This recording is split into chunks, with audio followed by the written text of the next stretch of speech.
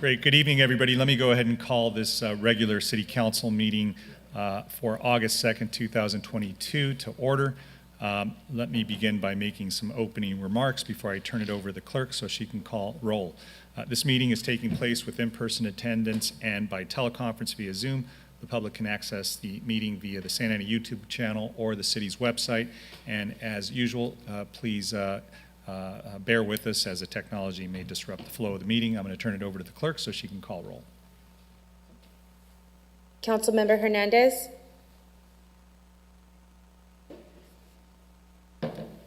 Councilmember Hernandez. Present. Councilmember Lopez. Here. Councilmember Mendoza. Present. Councilmember Penalosa. Present. Councilmember Fan. Here. Mayor Pro Tem Becerra. No. Mayor Sarmiento. Here. Thank you. So I'm going to go ahead and ask any members of the council if they'd like to recuse themselves from any items on the closed session agenda.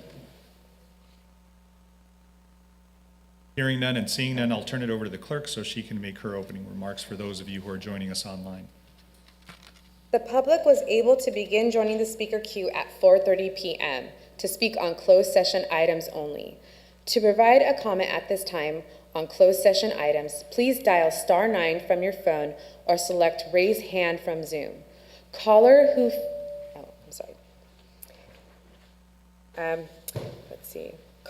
whose phone number ends with the numbers XXX or Zoom ID, please dial *6 to speak or select the microphone icon from your device to unmute and proceed with your comment.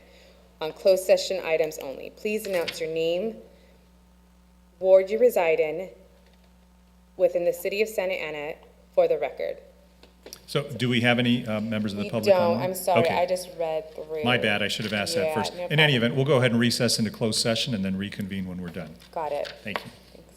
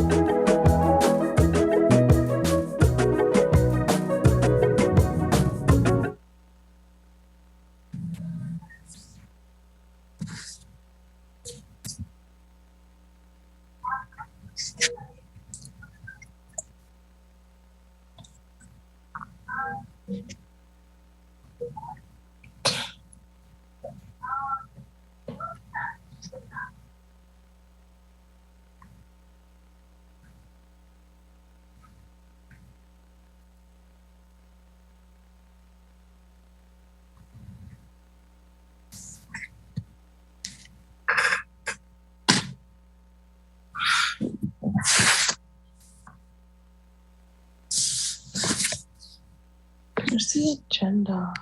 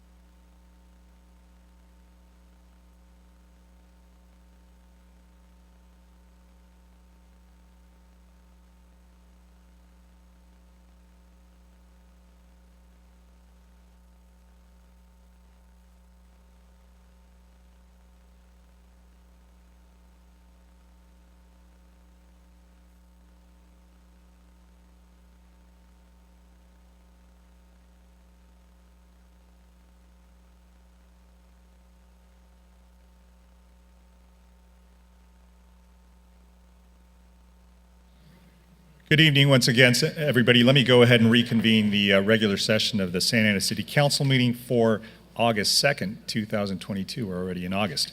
So I do want to call this regular open session to order. And let me begin by just making a couple of housekeeping remarks. The meeting is taking place with in-person attendance and by teleconference via Zoom. The public can access the meeting via the Santa Ana YouTube channel or the city's website. And as usual, please bear with us as the technology may interrupt the flow of the meeting. I do want to let you know that we have a couple of council members that are joining us virtually. So you will be hearing them and seeing their image on the screen, but they won't be present, but they will be participating on the meeting. And I'm going to go ahead and call on the clerk so she can administer roll call. Councilmember Hernandez. Present. Councilmember Lopez. Here. Councilmember Mendoza. Present. Councilmember Penalosa. Present. Councilmember Fan. Here. Mayor Pro Tem Becerra. Here. Mayor Sarmiento. Here. And before we begin with the Pledge of Allegiance, I'm going to ask Councilmember Peñalosa to lead us in that. Madam Clerk, I'm going to go ahead and have you make your announcement prior to that. To request to speak on agenda or non-agenda items within the city's jurisdiction, please dial *9 from your phone or click the button labeled Raise Hand from Zoom at this time. Please announce your name and ward or neighborhood you reside in within the city of Santa Ana for the record. Great, thank you. Let me call on Councilmember Peñalosa to lead us in the Pledge of Allegiance. Thank you, Mayor. If you could all please join me and rise and face our flag and put your right hand over your heart and follow along. I pledge allegiance to the flag of the United States of America and to the republic for which it stands, one nation, under God, indivisible, with liberty and justice for all. Great, thank you, everybody. Let me go ahead and now ask Pastor Tommy Cota to join us and lead us in words of inspiration. And those of you who would like to stand up, please stand. And those of you who are unable to, please join us in any event. Thank you. Dear God, we thank you for allowing us to have this opportunity to gather here in these chambers, and we pray, Lord, that you would watch over us. Lord, we thank you for this wonderful city of Santa Ana. We pray, God, for all of its residents. Lord, I think of the school and all the students that are getting ready to just get back into their school classrooms, God. I pray that you'd prepare them and prepare the school district, Lord, to receive them. Lord, we pray for your hand of mercy to be upon us. God, I think of all of the businesses, all the small and businesses, the large businesses. God, we pray that you would bless them, watch over them, and keep them. God, I think of, we also want to pray for our public works here in the city of Santa Ana, our law enforcement. Lord God, we pray for all of these things, Lord, to just be filled with your goodness, Lord, as we all together collectively just put our hands together to the plow, Lord, to make this community, make this city a great city, greater than what it already is. And Lord, lastly, I pray, Father, for our city council and our mayor, Father. I pray that you give them great wisdom, as many things here in this place are going to be discussed, decisions are going to be made, Lord, and we pray for great wisdom and insight, Lord, to make the best decisions, Lord, that would be best for this city. And so, God, we thank you, and we appreciate and love all the things that you have blessed us with, Lord. Keep our city safe. And it's in your Son's name that we pray. Amen. Thank you, Pastor Tommy, for those words of inspiration. Let me go ahead and begin with the ceremonial presentations that we have tonight, and I'll begin by asking if Councilmember Mendoza will join me in doing the following presentation to Nacheli and Gilbert Lopez for their outstanding contributions to the community. So if Nacheli and Gilbert are here, if they can please join me up here at the right in front of the dais. Thank you, Mayor Sarmiento. I would like to say a few words for this amazing couple from Henninger Park in Ward 2. So you just let me know when you're ready. I'm a slow walker, so I just got here to the podium. Let me go ahead and get over here and center this. So tonight, Councilmember Mendoza and I have the privilege of honoring a couple here who really did something amazing, and they represent their neighborhood, but most importantly, they represent their city and what's best of the city, which is, helping others. And they helped under some pretty difficult conditions. So I'm going to hand it over to Councilmember Mendoza, who's joining us virtually. She'll say a few words, and I'll go ahead and bat cleanup. So, Councilmember, it's all yours.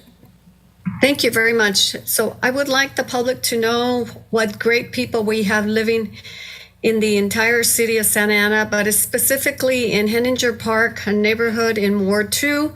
And so I wanted to present this wonderful couple with this presentation for their incredible community involvement and their heroes' behavior in being unselfish with their neighbors. On May 5th of 2022, Nacheli Lopez alerted her husband that a man was passed out in front of their yard and he was turning blue. Her husband, Gilbert Lopez, ran outside and immediately took action. As a veteran, Gilbert's combat training kicked in and he took action. He assessed the situation and promptly called 911.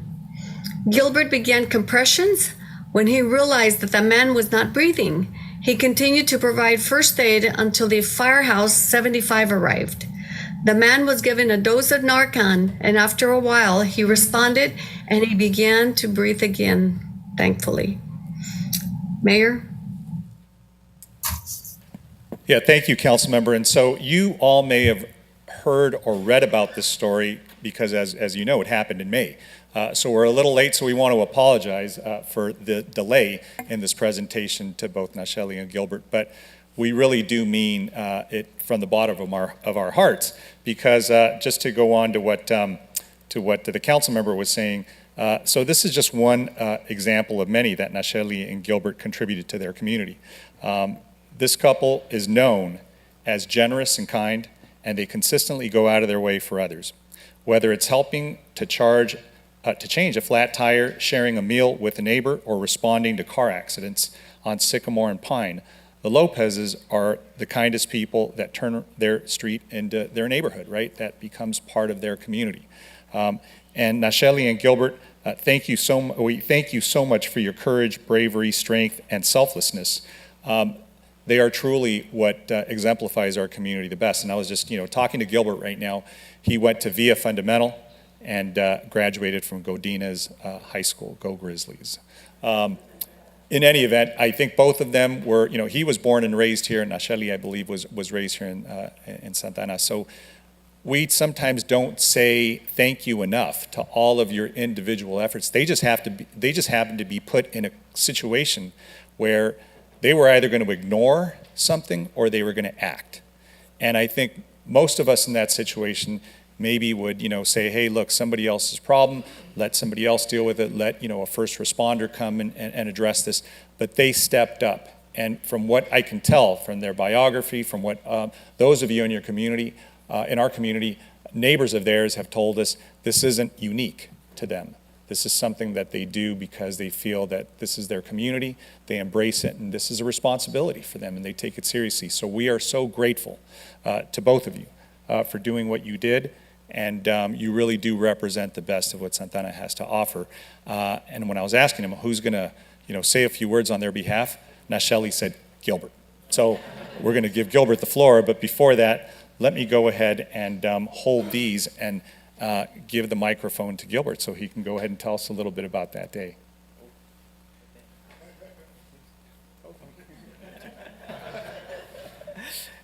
Hello, everyone. This is my wife, Nacheli, once again. She's the one that alerted me with the notification that somebody was passed out in front of my neighbor's house.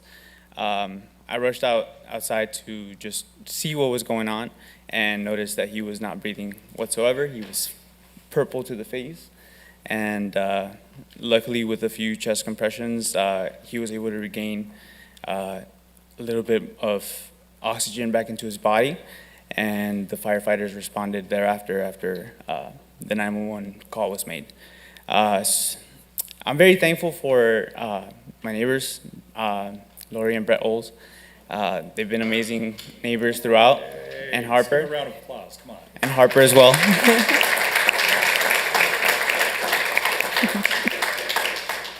They've been with us through thick and thin.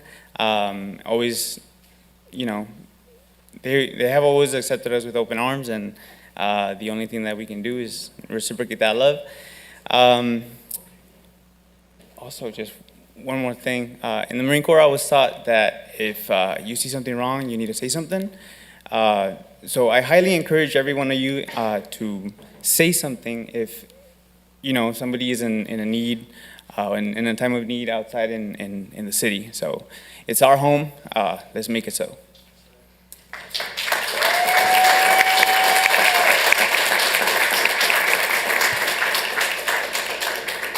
Councilmember Mendoza, if you can hear us, do you have anything to add before I go ahead and extend these two certificates to both Nacheli and Gilbert?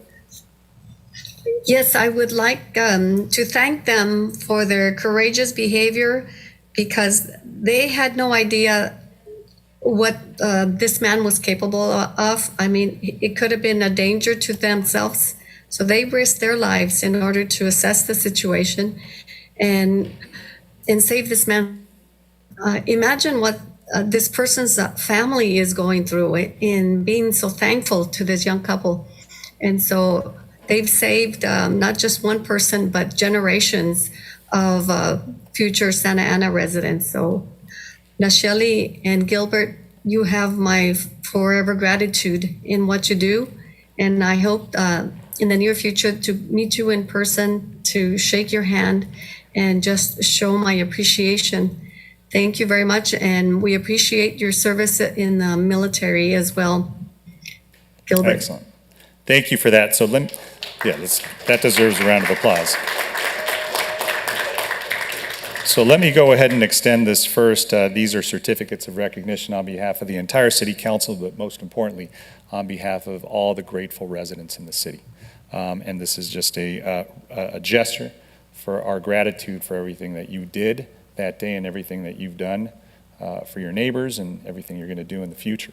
So this is to Nacheli Lopez, Henninger Park neighborhood hero on behalf of the city, and this is for Gilbert Lopez for being a neighborhood hero in Henninger Park. Let's give him a big round of applause.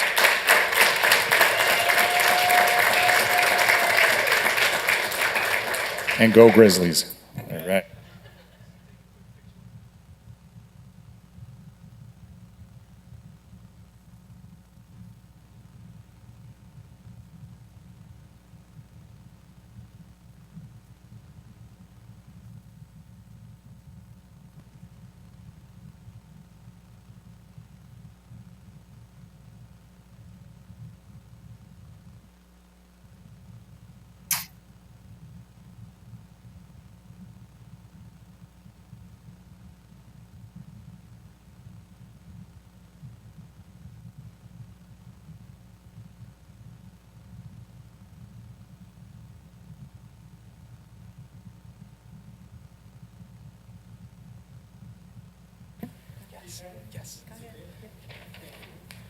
Good afternoon, community.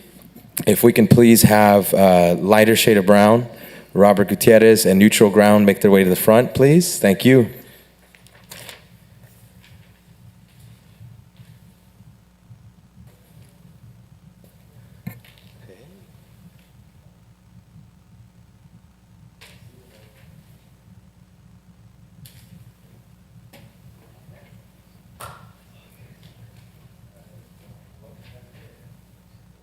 Yes. This way, guys. All right. Well, today, it's always a special time anytime the public comes together for a council meeting, but this is a really special time for a lot of our community members. The city of Santa Ana is a beautiful, diverse city that is multicultural, and there are so many different groups of amazing people that have made this city what it is. And today, I have the honor and the privilege of highlighting the Mexican-American Chicano community.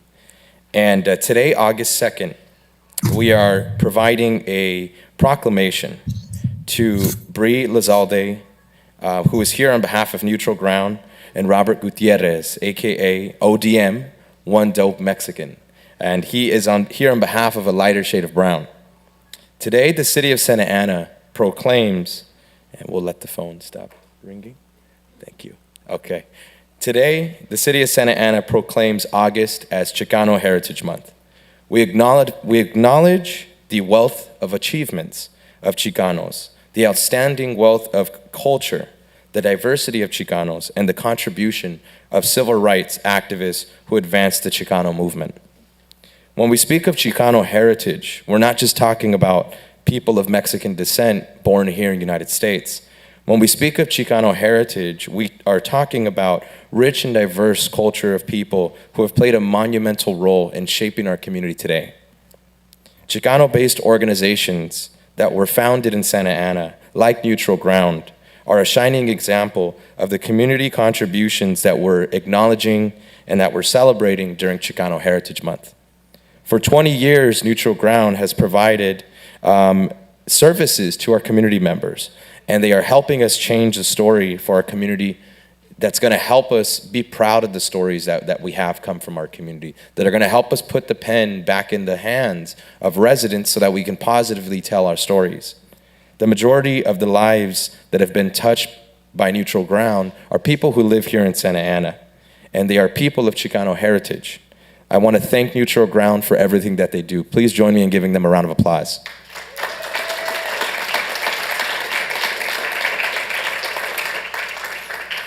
Chicano pride also takes form in music. And this is why it is my honor to present this proclamation to Robert Gutierrez from A Lighter Shade of Brown. A Lighter Shade of Brown is a hip-hop duo that formed in 1987 by one dope Mexican, AKA Robert Gutierrez. The group is best known for their 1990s hit single, On a Sunday Afternoon. And one thing that I'm most proud of is that Robert Gutierrez is from Santa Ana. He went to CAR, and he grew up in our community. And he grew up spitting flows in a bathroom at CAR as a young boy. And to see him go from being a young boy who was late to class because he was spitting flows in a restroom to being part of one of the most influential tracks that Mexican Americans all over this country grew up listening to, I want to just say thank you. Because you made it possible for people like me to stand here and do what I do today. So thank you for giving us a voice. All the buckles in the park stay ill. We're gonna figure it out. Horseshoes to win the bill. Kind of saw the lapping on the grill. So now we keep the cops cruise by looking for the booze. But what Ruben had was plain to see. Get on the mic, bro. Come on. With nothing he could do, all the cars in the parking lot, low profiling. Everywhere you look, you see somebody styling. Cars with lists rolling deep with booming sounds. It's a good time to cruise around in the parking lot where all the bodies were stacking. Hernandez was looking for some action. Yeah. Gracias. Thank you. Come on, brother. By the way, I wasn't that tardy, bro. I'm just saying, but we made it happen. I appreciate you, brother. With that being said, throughout this month, Chicano pride will take form in remarkable blends of music, dance, art, food, and more, with various festivals and celebrations that will take place this month. Please join me in acknowledging and celebrating Chicano Heritage Month with our community. Make some noise.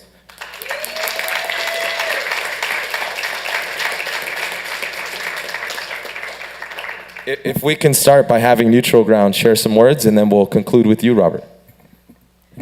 Well, we want to thank everyone, city manager, the council, Mr. Councilman Hernandez, and on behalf of NATI, we just appreciate just being able to be a part of changing this story.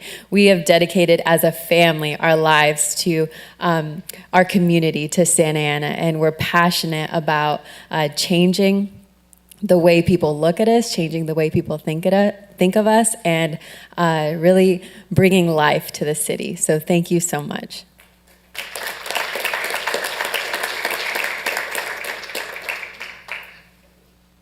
One more time for Neutral Ground. Hey! Thank you, Councilman Hernandez. Appreciate it. And the council here. I'm honored to be here today standing as a young adolescent growing up. As he mentioned, streets of Santa Ana growing up. learning how to music at a younger age, reciting, hip hop from the 80s, walking the car intermediate. I remember in the hallways at the lunch benches, and who would ever thought that, coming from just being this little 13-year-old kid, and I say kid because I'm speaking to the children out there that are watching this, that need to watch this, that, you could become somebody, someday, and it just, being focused and keeping your mind straight and follow that passion and that desire that you have, they're going to be distractions and whatnot in life, as you know. But if you just stick with the right people and surround yourself with good people, can only come out of that. So I thank everybody who played part of this, and this goes to everybody of the city of Santana who were my roots right here, man. And muchas gracias to everybody out there, and we'll see you on the 28th, August 28th, Chicano Heritage Month. Thank you.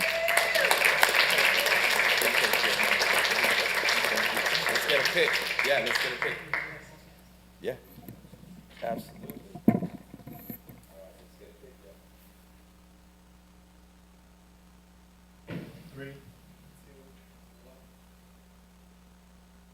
We get one more?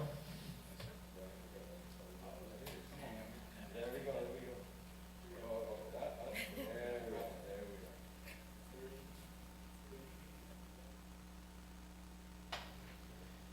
If this didn't happen, it's not real.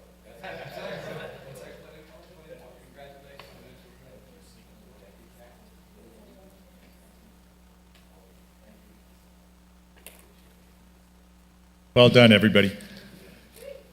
Let's give them a round of applause as they go. So Councilmember Lopez was going to make the next presentation to Preston Joseph Dillard, but since she's joining us virtually, I'm going to have the privilege to go ahead and present this to Mr. Dillard. So is Preston here with us? If he is, please join me up here in front of the dais. Preston? Let's go ahead and go on to the next one, and maybe Preston might be in the lobby or on his way over here. Let me go ahead and turn it over to Councilmember Mendoza, who is going to be presenting a presentation, or actually Councilmember Peñalosa is going to be doing it on her behalf.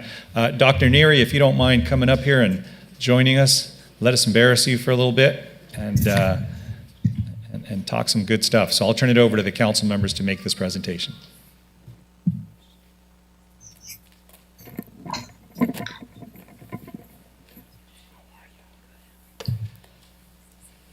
This is for you.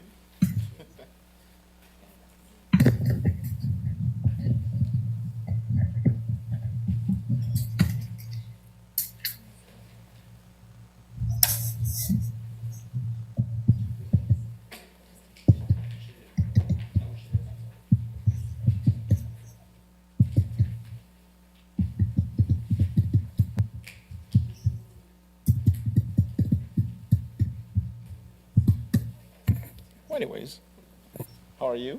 Good, thank you. So, everybody, good evening, welcome. This is Dr. Annabelle Neri, who is, I believe you're the first woman president at Santa Ana College, correct? No, multiracial woman of color, probably. That's what it was. But we are happy to be here. I know that Councilmember Mendoza had wanted to recognize you, and I know we've ran into each other in numerous Santa Ana College events, which I'm the difference in the short period that you've been there, already you could see it as a community member, as a resident, just hearing from staff and students at the school. What you're doing at Santa Ana College is monumental and changing the life of all our kids that go there. Kids, adults, it's college, but all our students that go to Santa Ana College. So thank you so much, Dr. Neri. And then this is presented to you in recognition of your outstanding contributions and support towards empowering communities through higher education.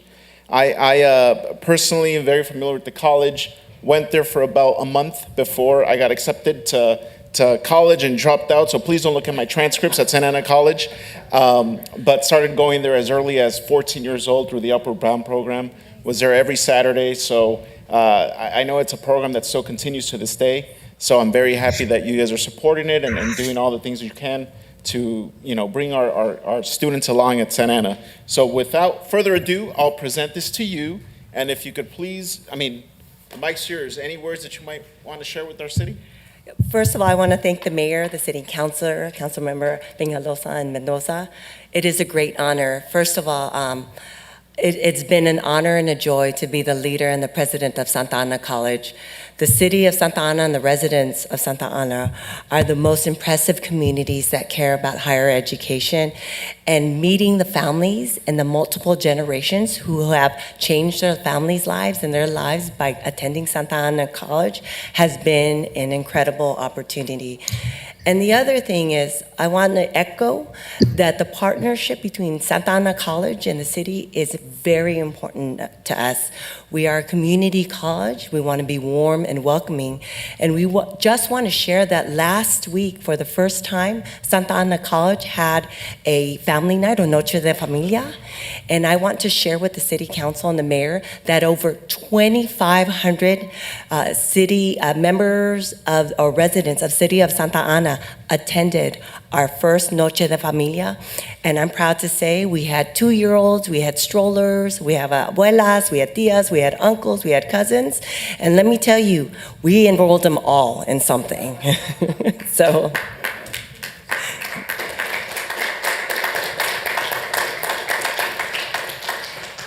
And again, I just want to thank the mayor, the city council, the members and residents of the Santa Ana. Santa Ana is a beautiful city with many generations of family that I'm impressed with over and over again. Again, it's a privilege and an honor, and I look forward to continuing our partnership with the city. Thank you. So I found our notes to tell the city a little bit about yourself and your background. And so indulge me for a second. So Annabelle Nuri, PhD, Dr. Annabelle Nuri, was appointed president of Santa Ana College in January of 2022, this year, right?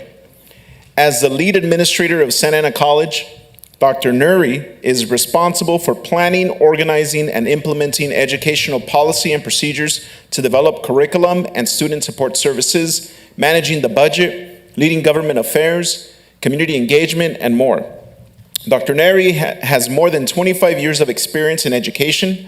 Dr. Neri has served in a number of leadership capacities, most recently a vice president of instruction, and prior to that, vice president of student services at College of Desert and Palm Desert. Dr. Neri was recently named the 2021 Administrator of the Year by the California Association of Post-Secondary Education and Disability. In 2019, the California Community Colleges named Dr. Neri Chief Student Services Officer of the Year. A first-generation college student with Spanish as her first language, Dr. Neri is an equity advocate with significant work in social justice. Her guiding principle is to ensure student success is at the center of all decision-making. Please join me in welcoming and recognizing Dr. Neri as she continues to support our community as Santa Ana College's president. Thank you. And before Dr. Neri goes, I want to say that I had a recently attended an event in honor of Dr. Neri put on by the Chamber of Commerce in recognizing this incredible person. Not only was she born in a place where women don't generally get any more education than just a few grades, she just kept going forward. And once she educated herself, she continued. She did the same thing for her family.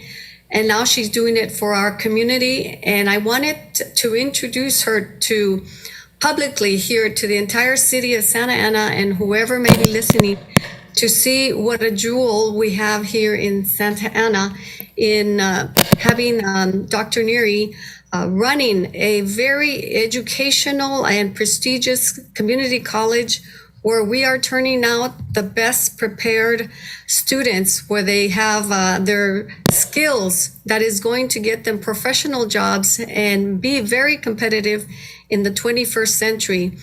Dr. Neri is the epitome of the motto that I went through in the military, which was be all that you can be.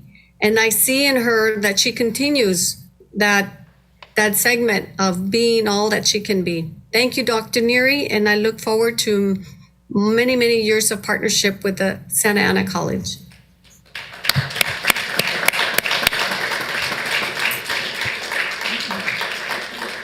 Thank you for that presentation, and thank you, Dr. Neary. We are very, very grateful that to have you here in the city. Thank you.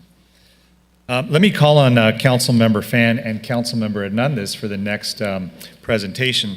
It is going to be to the Santa Anita Neighborhood Youth Volunteers. So let's come on up, everybody. That's Melinda Martinez, Fernando Calderon, Victor Castillo, Ruben Calderon, Ebony Calderon, Priestley Castillo, Isaac Castillo, Andrew Castillo, and Bella Calderon.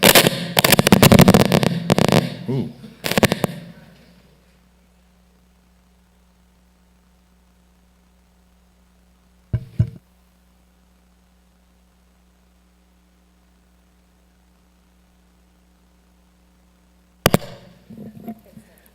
All right. Oh, okay, there you go.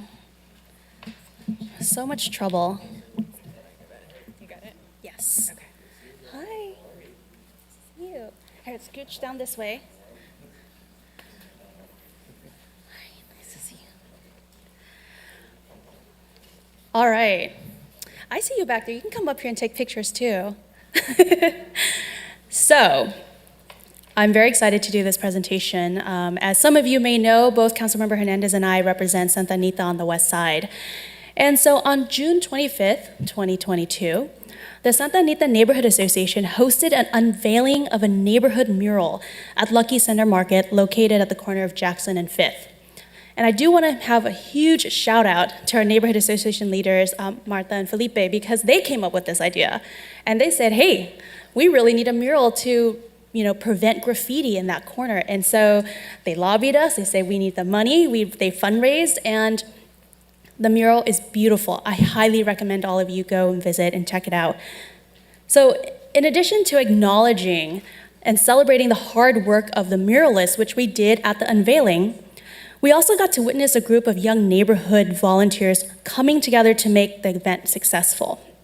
So they arrived early to help set up, stayed late to help clean up, and they also, on the day of the event, helped with the audio and visual setup and unloaded food. I had more than one hot dog. So these kinds of civic engagement opportunities can really lead to better outcomes for our community. And I can say with these volunteers, it was at the unveiling, they volunteered at the Thanksgiving pie giveaway. Some of them actually walked with me door to door to talk about handball courts. I think it's just really important and great that we have our young people and our youth engaged in local government and engaged in what's happening in the community. And so just congratulations to all of you. And Councilmember Hernandez, do you want to say a few words? Yes, thank you. Yes, please make a round of applause for the amazing group of volunteers up here.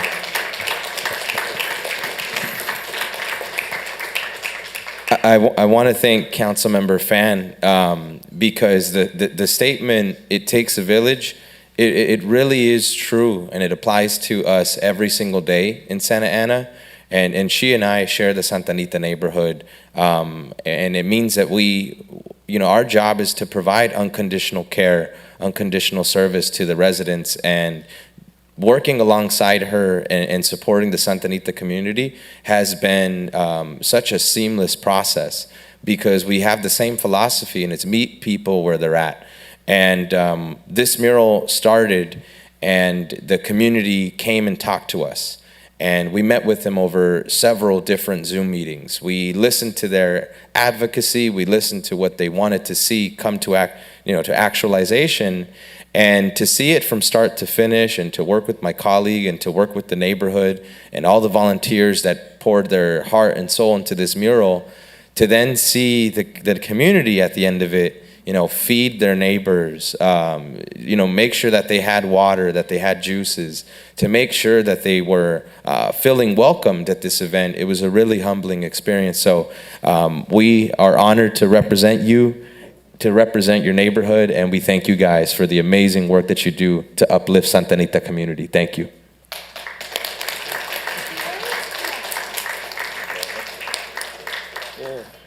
Thanks for giving us the opportunity to do a mural on our neighborhood. Thanks to City Santa Ana. The help from family, friends, from the neighborhood, so it goes pretty smooth when we kind of get together and talk about it. But other than that, it's great. We could give the community back. Thank you. So the mayor did already say their names, but we are passing out certificates, and then we're going to take lots of great photos. So hang on one second. Victor? Victor Castillo. Ruben Calderon. There you are.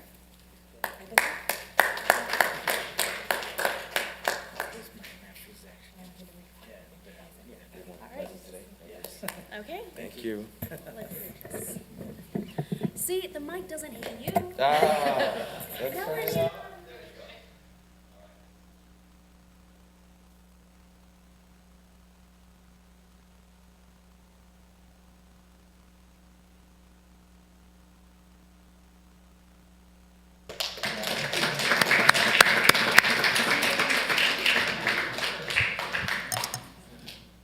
Thank you, council members, and I want to give a shout out to Felipe Guerrero with the neighborhood association, who said we got to recognize the youth that had a big role in that. So let's give him a big round of applause. So thank you, Felipe, and thank you, council members, for that presentation. So that concludes our presentations for tonight.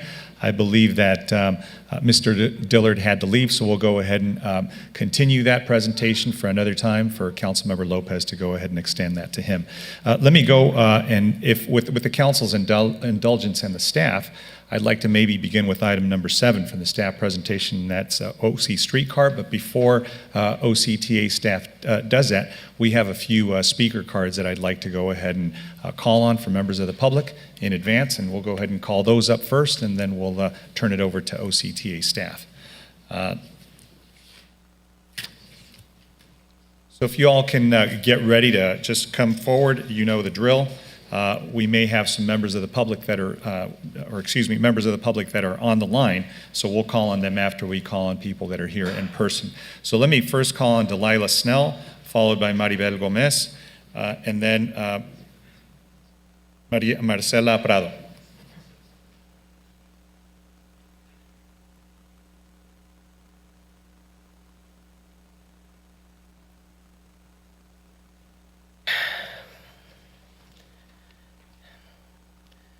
Good evening. Thank you to all the council members and mayor that attended and spoke at the recent town hall that we had last week. What is happening in our downtown is serious. Our downtown is dying because of the OCTA streetcar mess and their refusal to assist the city. And it's an insult to businesses, this downtown, the city, and all of you here in this room. The customer retention of the area is dropping significantly. People in Los Angeles are calling me, telling me that they're hearing that the city is a mess and it's a nightmare. Is this the impression that you want? Because that is what is being created. We need help, and we need this council to work together and to put all of their efforts into making the area recover from this disaster. We need to change how people view our downtown, because if we don't do something now to encourage people to come back here, you will not have a downtown. This downtown should have free, not until 5, not the first 2 hours, but free parking in all structures. For this needs to happen during the holidays, October 1st until the end of the year, but really all of 2023 and even beyond that, because we know there's more construction on the way. Business owners and delivery people who are just trying to do business in this area are constantly getting tickets. One business owner told me that he had over $800 in parking tickets. Drivers come in regretting having this downtown as part of their route. I've had customers ticketed for simply picking up an order. How is this inviting? I have talked to staff regarding a 10-minute pickup lane, and that it can be monitored by the city and you can get revenue from this. Why hasn't this been done? I've been mentioning this since March. I recently heard that there's going to be an ice rink that costs over $700,000. How does this help a dying downtown? If you're going to do this, please put it in the downtown, because really that money needs to help your tax-paying merchants. And if you feel like this rink somehow helps the city, put it directly in the area where businesses can benefit from this. Lastly, I want this council to not approve the item number 17 as presented until a more transparent and detailed plan has been submitted and the community can provide proper input and vetting. Item 17 is vague and leaves open many concerns, such as there's no specific earmark for downtown businesses. This is an emergency. We are in distress. The report is not transparent as to where the money is being spent. The proposed expenditures do not separate between the two rounds of funding.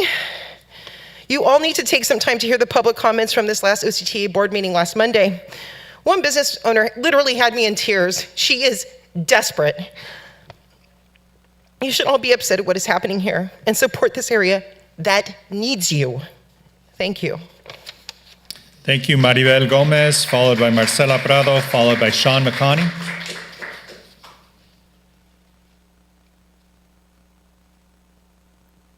Buenas noches, señores del concilio.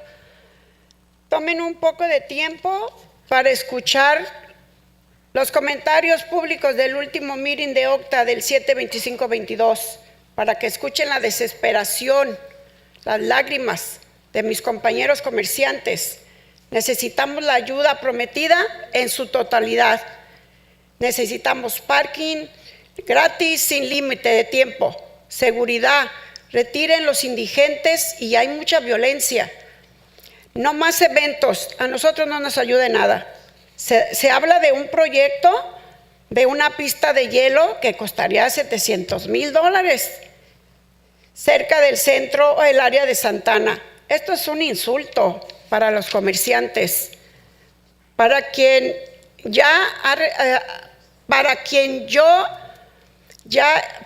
está.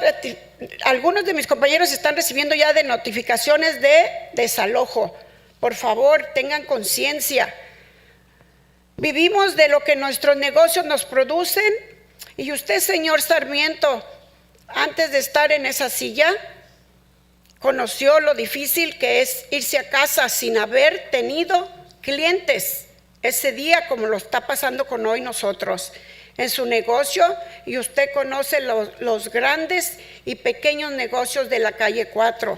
Le pido a usted directamente, señor Sarmiento, que tome cartas en esta situación, por favor, y a todos los que están presentes, muchas gracias.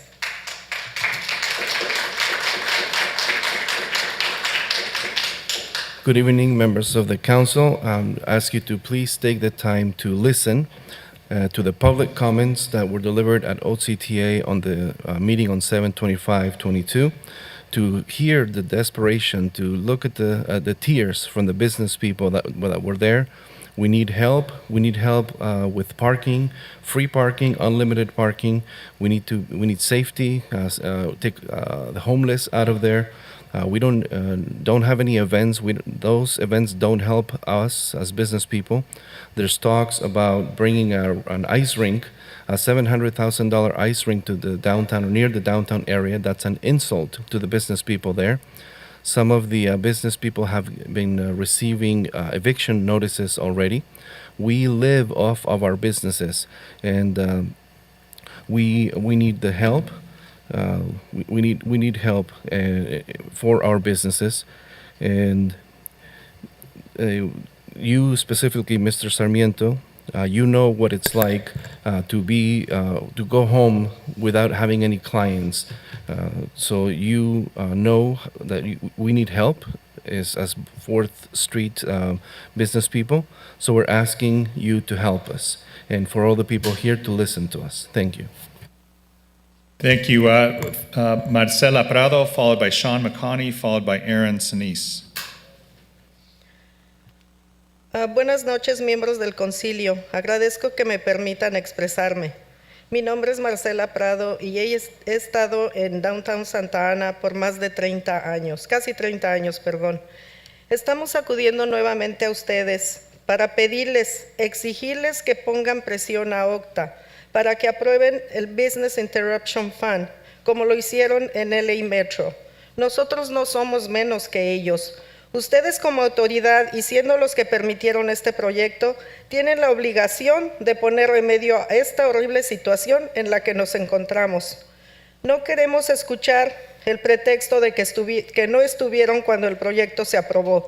Ustedes están de representantes ahora y nos tienen que ayudar. El impacto ha sido devastador debido a la mala planeación del proyecto. Hemos pedido y no nos escuchan. Ahora exigimos soluciones. Necesitamos ayuda económica. No hay ventas. Estamos ya en números rojos. Las ayudas que hemos recibido han ayudado, pero es poco. Tenemos gastos personales también, no solo los de negocio. Queremos que pongan presión a Octa para que terminen rápido. La calle Main se necesita abrir al tráfico lo antes posible, no en 8 semanas. Queremos respuestas y soluciones. Ustedes se presentan a las juntas y nos prometen, pero solo han sido palabras. Ya estamos cansados de promesas, no somos limosneros, merecemos respeto. Y exigimos la distribución del 1.5 recién aprobado. No podemos esperar a que ustedes decidan distribuirlo. Señor Sarmiento, usted lo prometió. No tergiverse lo que nos prometió. Ustedes decidieron cómo distribuir el dinero. Saben perfectamente cuántos negocios somos y debieron hacer matemáticas para saber si alcanzaba de la manera que lo distribuyeron. El nuevo punto 1.5. No podemos esperar. Queremos que tomen conciencia y responsabilidad de la situación. Otro comentario. La basura no está siendo colectada como se debe. Las calles huelen horriblemente. Por favor, también pongan manos a acción. Gracias.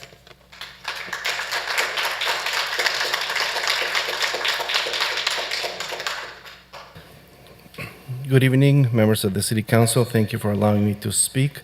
My name is Marcela Prado, and I'm a resident of Santa Ana for over 30 years, well, almost 30 years. And I'm here again because we are not asking, we're demanding that you pressure OCTA to institute a business interruption fund like they did in LA Metro.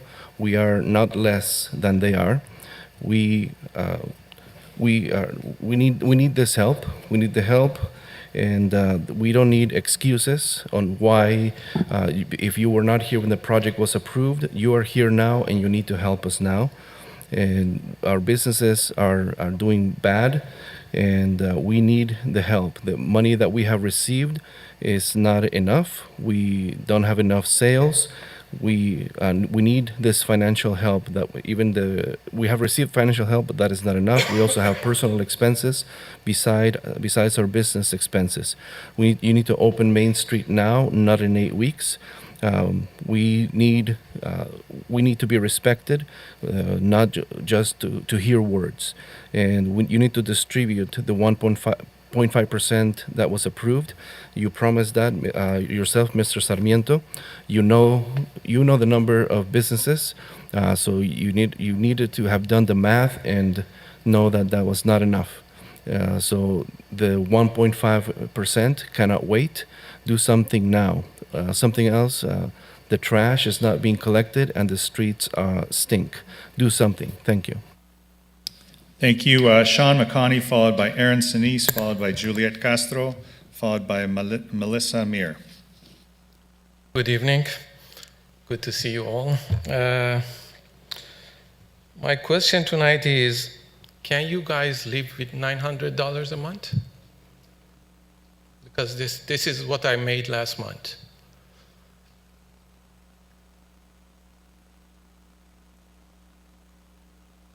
Honestly, if you are going to tell me that this is an investment, I'm going to ask you how much you guys have invested in this. How many paychecks you have missed or given up for this project. Why we have to suffer? Why we have to invest for this nonsense, actually? I mean, I call it nonsense. Well, I know today I look like banana, I'm yellow, but seriously, do I or all of us here, do we look like a guinea pigs to you guys? Are we your experiment? Because we are not. We are not yours or CTA experiment. The question right now, where is the second $1.5 million that you promised us? About 10 days ago, we sent you as a group an email and ask questions that is very important to us as all. Thank you, City Manager, for responding to us, but honestly, the answers were all kind of disappointing.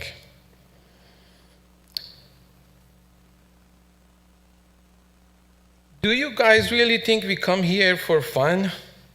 We have no life, that we enjoy coming here and talk to you guys, ask for assistance? No.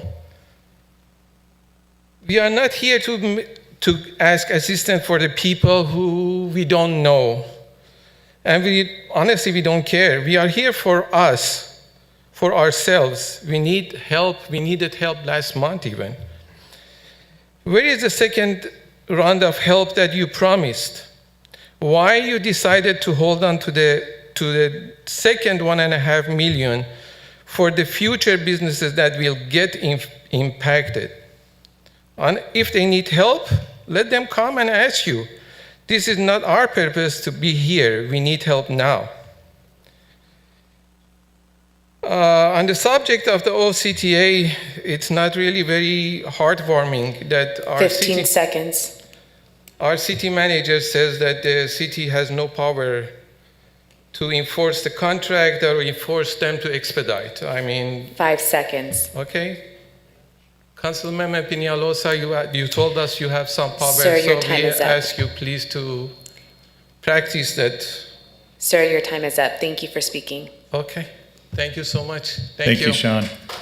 Aaron Sinise, followed by Juliet Castro, followed by Melissa Meir.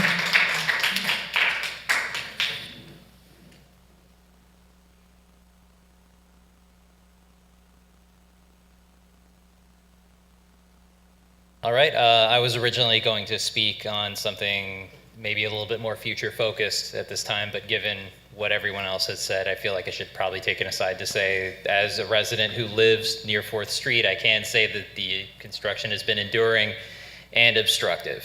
And it's my hope that this doesn't besmirch the efforts to expand mass transit in Orange County, and I hope that we can do better for everyone. And it's my hope that we will come to the aid of the small businesses here so that there is not a risk of gentrification by larger businesses and chains and other moneyed interests that might have designs on getting access to the prime real estate that a number of honest entrepreneurs and hardworking working class people already have access to. So with that said, hopefully I have enough time to get to what I was going to say. So frequency, speed, and accessibility are all key factors and effective alternatives to driving, and factors that a distributed bus network alone cannot solve, which is ultimately why we looked into the streetcar, I'm sure. It isn't just advisable, but absolutely necessary for our council to explore, study, and support higher capacity for our most frequently used routes on transit, both in the interest of ridership and improving the lives of those of us like me who must take mass transit and have no other choice due to my visual disability. So with that in mind, I would like to turn our attention to where we go from here. The counterproductive proposal, of course, now that OC Streetcar is nearing the completion of its construction, would be that we, after all of this pain, go nowhere else. It would be beneficial to uncharitable interests outside of the city that the streetcar network is not expanded any further, and we are all forced between a drive through brutal traffic or a ride on a bus operating over capacity and stuck in that same traffic. However, this doesn't have to be how things go. Plans were considered for a streetcar line that was running north to act as a gateway to Anaheim, and it's clear why we'd consider such a thing. The route from Anaheim would connect multiple magnet locations such as Angel Stadium and the outlets at Orange, offering an alternative to take cars off the road and get them onto much more effective methods of travel. The 57 already runs this route and runs local and express service. With some limited changes to major intersections along Bristol Street and the repainting of lanes, it would be possible to run existing vehicles in center running lanes without running a large amount of rails. I would urge the council to consider in future plans less intensive methods of expanding and hierarchicalizing our existing mass transit, adding capacity and improving the ride quality so that we can see results. Thank you very much for your time. Thank you. Juliet Castro, followed by Melissa Meir, followed by Stephanie Cuevas, followed by Walter Ayala. Good afternoon. How can you talk about Santa Ana being a great city and help the business, and you're not even helping the business. You're here to protect us, to protect the city. You're not even protecting us from the disasters we have right now. This is an emergency. I don't see you helping the full. You're helping half. This is not a half of the trail. This is a whole trail. You need to help us now. If you cannot do this work, we need some new people that really can help us. We're suffering. There's people that are already leaving the businesses. They're not paying rent. Why? Because we need people to come to downtown. I live from people. I need people to come and do their hair. Today, I did non-haircut. And plus, I'm here wasting my time. We need your help. All of you help. All of you, we need money to keep surviving on our business. The streets are closed. This is like a second pandemic for us. I don't want to be losing my only income I have. This is what I do for a living. I've been doing this for 20 years. Nobody else gives me money to survive. I don't want to be ending on the street asking for money as a homeless. I have a career. I went to school. I don't know if any of you suffered like how we are suffering. How can you don't go and put it there, standing up, see if any client walks in? None. We're not playing. This is very serious. We really want you to help us. Like I say, if you cannot do the work, we need somebody else to really help the community, the businesses. We're asking for help now. Please help us as soon as possible. We need your help. Thank you. Thank you. Melissa Mier, followed by Stephanie Cuevas, followed by Walter Ayala, followed by Kelly Krausley. Good evening, council members and mayor. I'm here as the head of school of Nova Academy Early College High School, located right where major construction is happening. The construction of the OC streetcar continues to stretch long past its originally promised date of completion. And those of us at Nova Academy, along with many others in the downtown Santa Ana, continue to suffer the consequences. Here is some of what has occurred over just the last 2 months. City-approved emergency exits designated for evacuations were obstructed with fencing with no warning nor communication. Fencing was installed in front of the controls for our fire and sprinkler alarm systems, eliminating access for the fire department, also with no warning nor communication to our school.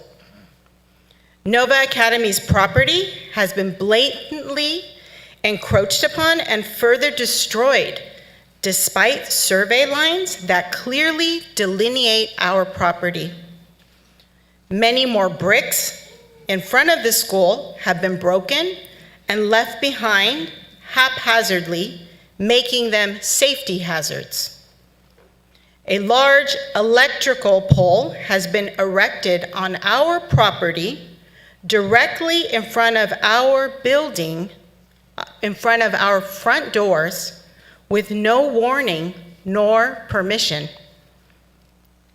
The intersection of Ross and 4th Streets has been blocked, the exact location where visitors and officials such as fire inspectors, that's where they park to conduct business at our school. This is also the city-approved drop-off and pickup location for students during the school year, which will begin in less than 2 weeks. The blatant disregard for our school, students, and staff has become increasingly evident as we have helplessly watched our property be destroyed. But it is truly terrifying when evacuation exits and fire system mechanisms are blocked without our knowledge. The result of these actions could be truly catastrophic if an emergency were to occur. The question we keep asking is, why does no one care? 15 seconds. How would you feel if your child's school were treated with such indifference?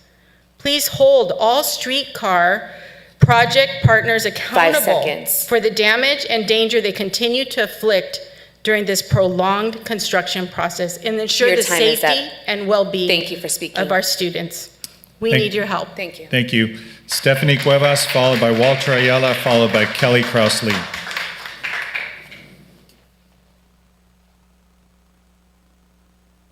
Good evening, council members. My name is Stephanie Cuevas, Coordinator of School Culture and Community Involvement at Nova Academy.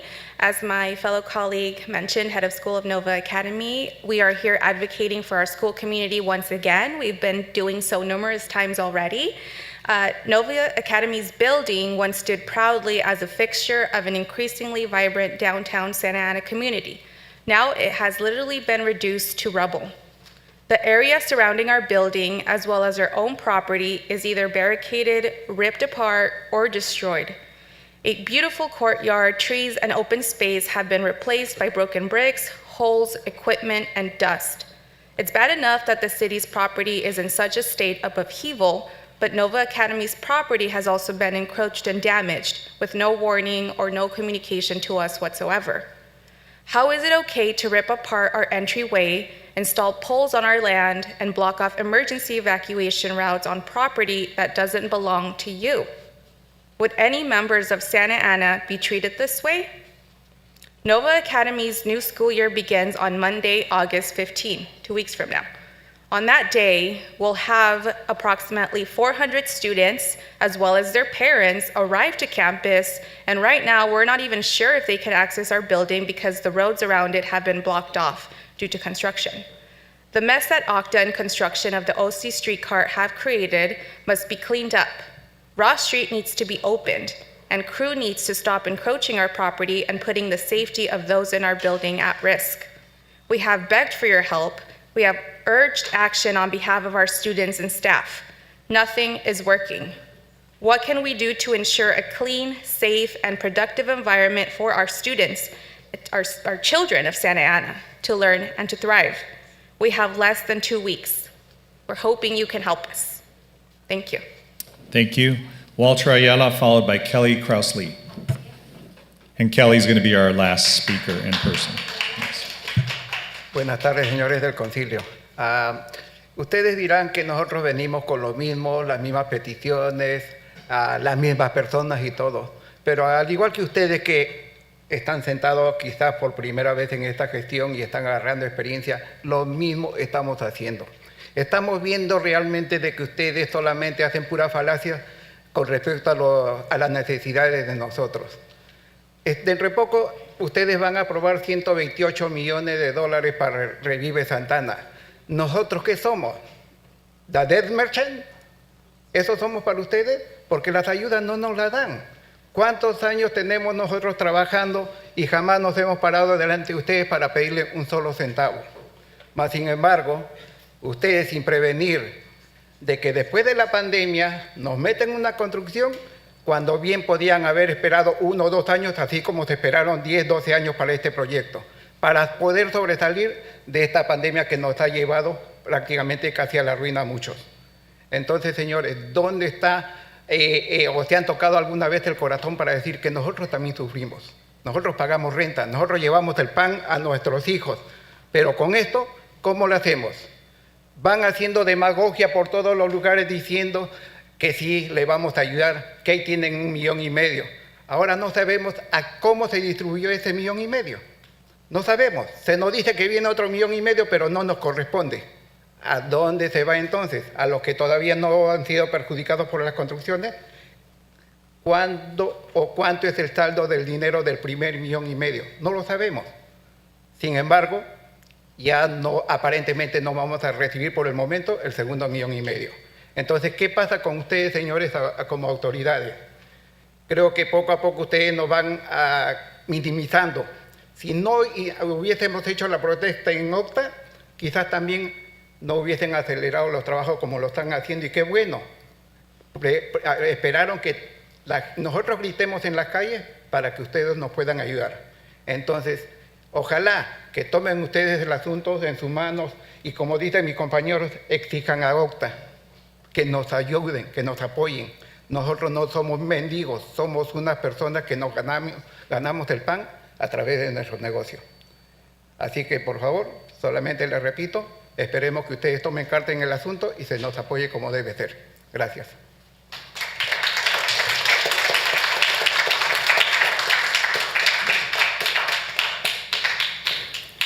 Good evening, members of the City Council. I'm here to you might say that we're here to have the same asks, that we're the same people that are coming by. And just like you are probably here for the first time, we are here too also. And I'm here to tell you that the fallacies that you have done towards our needs, and you're about to approve $128 million for the Revive monies. But what are we? Are we just the dead merchants? For years we have been working. We have never come here to ask you for a single cent. But now you are you approved this, and after this pandemic, right after the pandemic, you are having this construction where you could have waited maybe 1 or 2 years and then started the construction to give us some time to help our businesses. Our businesses are going into ruin, and we are suffering. We cannot pay our rent. We need to not just pay our rent, we need to bring food for our families, for our kids. And you're out there as demagogues saying that you're helping, you're bringing $1.5 million, but we don't know how that money was distributed.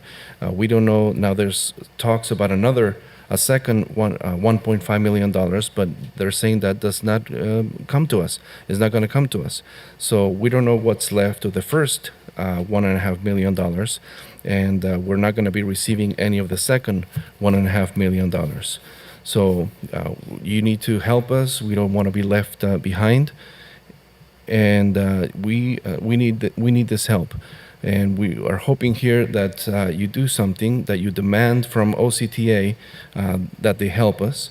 And we're working, we want to work, we live off of our businesses, so do something to help us. Thank you.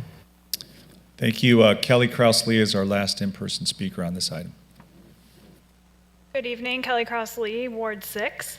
I'm here tonight in support of the business owners and the downtown community. I echo everything that you've heard. But I also thought it'd be helpful as a resident who lives along the construction zone to share my experience. Unfortunately, it's not good. OCTA ripped up privately owned palm trees and refuses to accept responsibility for it. My neighbors have sustained damage from the construction, cracks in concrete on our first floors. And OCTA said, oh, contact Walsh. This isn't our problem. Street sweepers can't access my street because the OCTA cones and construction signs are blocking the street. And also, last week, while the street sweeper is going by, there's a porta potty in the red, right where the street sweeper is supposed to be. Plus, it can't make that quick angle where the construction zone is. So I'm wondering if OCTA is going to send someone weekly to sweep my street because we get a lot of litter and all the pine cone droppings. Or now, perhaps that's my responsibility, since it seems to be my responsibility to document all of these issues and email them weekly to poor Councilmember Peñalosa. I also have construction workers parking in my driveway, double parking in the middle of the street, parking in red zone, blocking fire hydrants, parking on no parking streets, parking during street sweeping. One time I asked one of them, could you please move your car? That's a fire hydrant. And there's a huge apartment complex. This is dangerous. And you have the street blocked off. There's only one way in for a fire hydrant. He moved his car to the other side where it was also a red zone. Every sign is covered in graffiti. I do report it in the app, but the city, it's not their responsibility. It's OCTA's because it's their property. And so it doesn't get addressed like when it's on Santa Ana property. Also, they started construction at the train station this week. I've been watching it. And yet the intersection right outside my house is closed and tons of intersections downtown are closed. Why further inconvenience us residents and the business owners and the community? Why not finish what you started before you further, destroy the community? Finally, I just would like to know how construction is being expedited. I see maybe one person per quarter mile. I walk the whole route every day because I live down here and I walk my dog constantly, and it's disappointing. I just see no one working. And this would never happen in Irvine, and I'm disgusted to see our city treated this way. Thank you. Let me go ahead and ask the clerk if there's anybody online or virtually that would like to comment on this item. Mayor, it looks like there are 2 attendees online. Let me double check to Please make go sure ahead. that they're here for item 7. Speakers in the queue, if you are here to speak on agenda item 7, please dial *9 from your phone or select raised hand from Zoom now.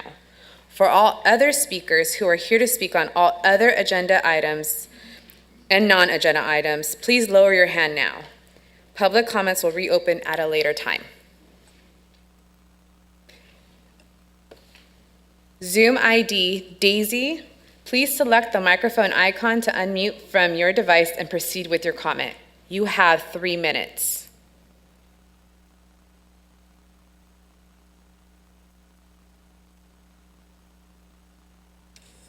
Zoom ID Daisy.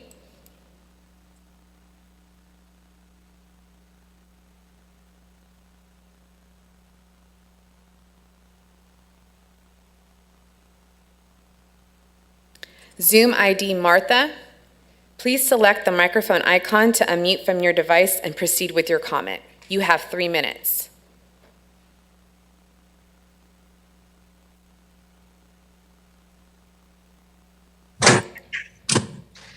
Buenas tardes.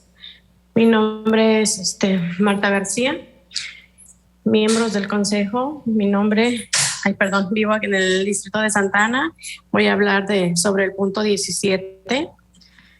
Me gustaría que nos ayudaran, por favor, a los de los desalojamientos por lo que estamos pasando sobre el COVID. Familiares, cercanos míos, vecinos, se han visto la necesidad de tirar sus cosas, de estar en la calle. Entonces, les exigimos a ustedes que repartan ese dinero que tienen a los centros comunitarios, o no sé cómo lo hagan, para que se los den a las familias. Es muy urgente para evitar los desalojos. Ayuden a proveer medicinas, a proveer despensas a la gente que está enferma, para ayudar a la gente a los familiares que se están muriendo para sus entierros. Les pedimos, por favor, porque es una emergencia que tenemos. Gracias.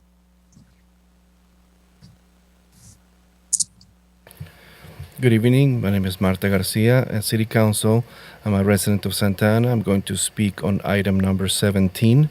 And please help us with, there's many evictions going on still due to COVID. There's families that are in need, that are going to the streets because they don't have any money. We demand that you distribute the money to the communities. I don't know how that works, but send it to the communities so that the families can be helped. This is urgent for the families to avoid eviction. That we need medications for people who are sick. Some people are dying and they need burial expenses. So thank you for listening. Mayor, there are no other callers in the queue. Great. Thank you. So let me go ahead and turn it over to staff, and I believe city staff is going to begin with the first part of the presentation, and they can go ahead and kick it over to OCTA. Yes, thank you, Mayor. Presenting the city's portion and introducing OCTA for theirs is Nabil Saba, Executive Director of Public Works. Good evening, Mayor, Mayor Pro Tem, members of the City Council.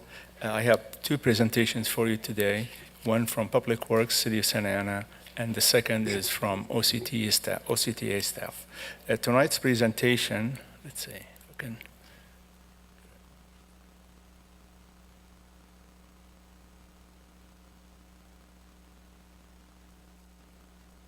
Tonight's presentation is to provide you with an update on a status update of the city project that is in the sphere of the OC streetcar alignment.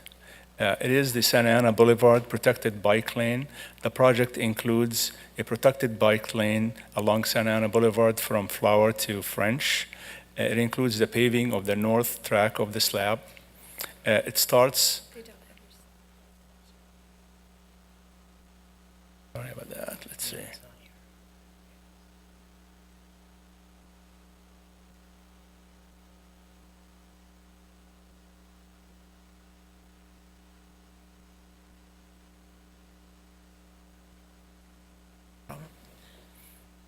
There you go.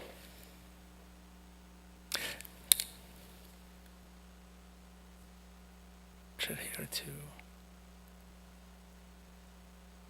So the city project is the Santa Ana Boulevard Protected Bike Lane. Again, it is a bike lane project on Santa Ana Boulevard from Flower to French. It includes the paving of the north track slab of Santa Ana Boulevard. The starting date on the project is August 8th, coming up soon. The initial phase of this project starts with the paving from Bush to French and going west from that point forward. And it's anticipated to be completed in the first quarter of 2023.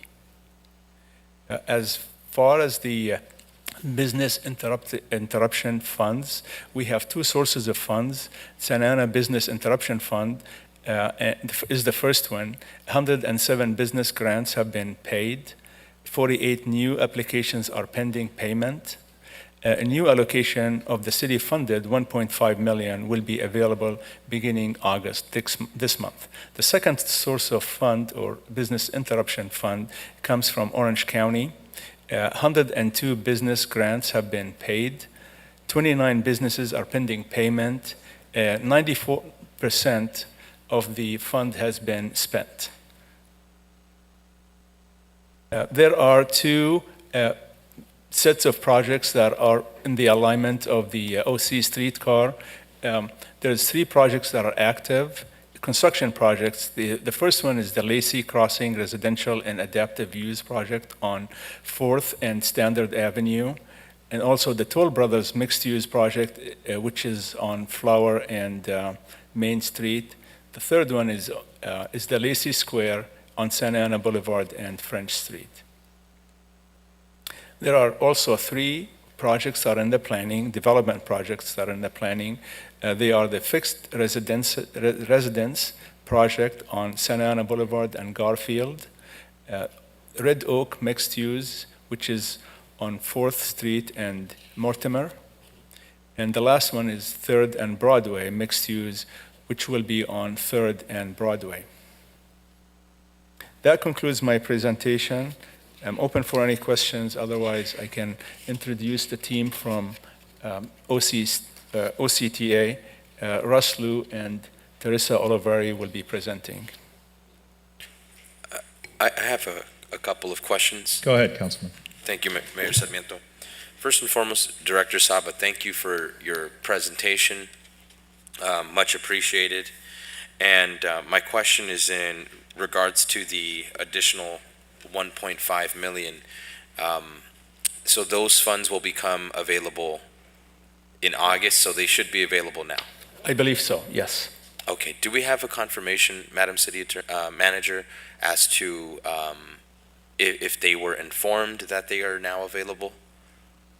So with the second round of funding, it was intended to go to the businesses that are being impacted as the construction moves along, but at the request of the downtown merchants, they did want a second go at the money as well.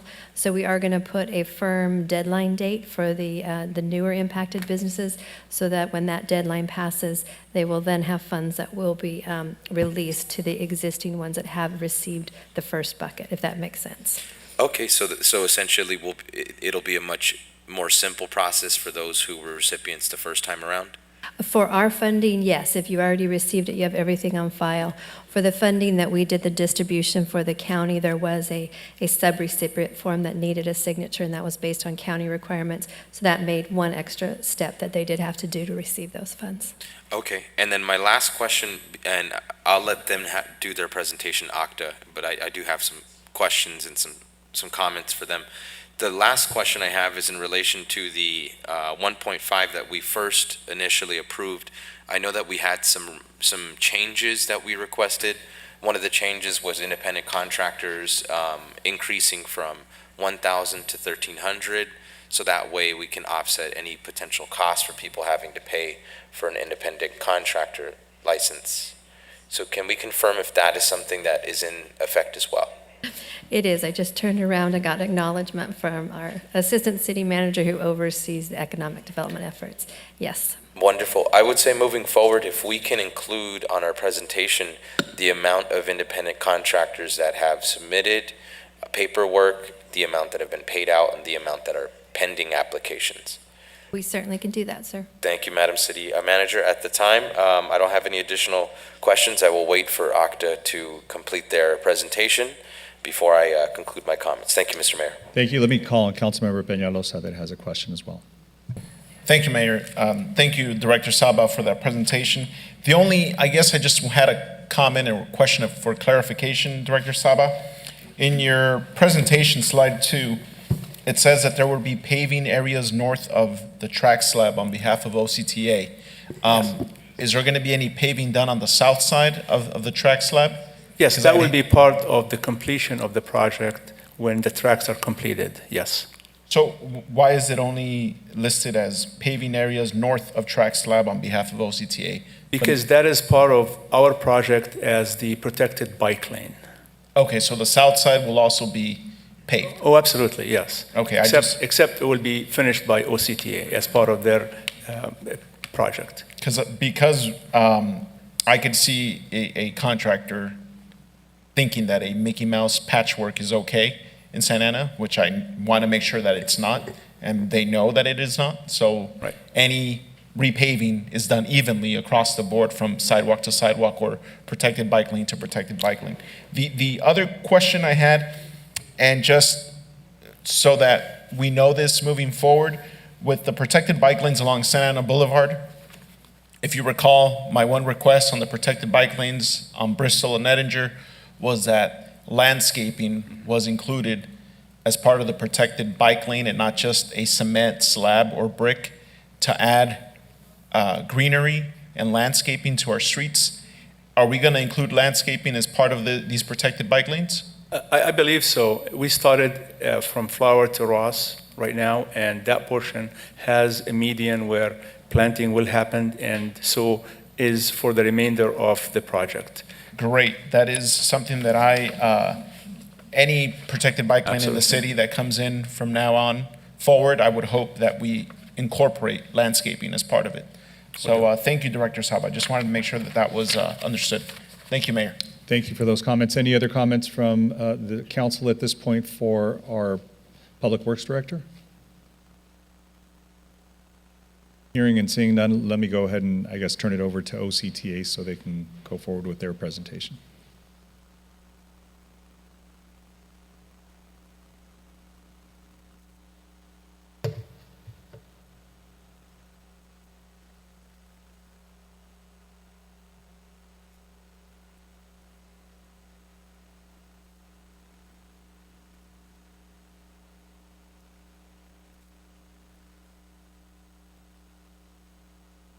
Okay. Good evening, Mayor Sarmiento, Mayor Pro Tem, and council members. I'm Ross Liu, Program Manager for the OC Streetcar Project. I'm here to present an update on the project. I am joined by Teresa Oliveri, Community Relations Specialist, who will be providing the outreach update. The project is approximately 70% complete as of today. While I will focus my presentation on the work downtown, I will also provide an update on other areas of the project so that the public is aware of the progress being made on the 4-mile corridor.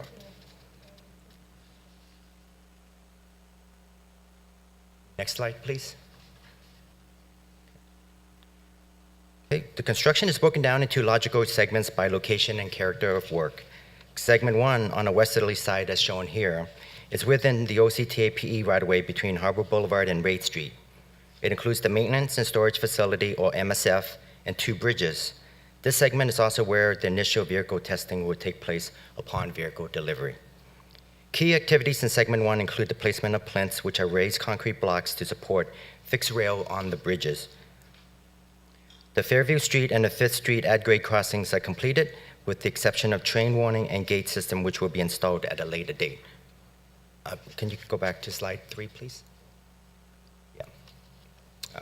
I can notify you when I'm going to advance. Thank you. Shown here is the Westminster and Santa Ana River bridges, which are substantially completed with the placement of concrete plinths and rail. The photo on the left shows the wooden forms that shape the plinths. The photo on the right shows the completion of the work and the removal of wooden forms.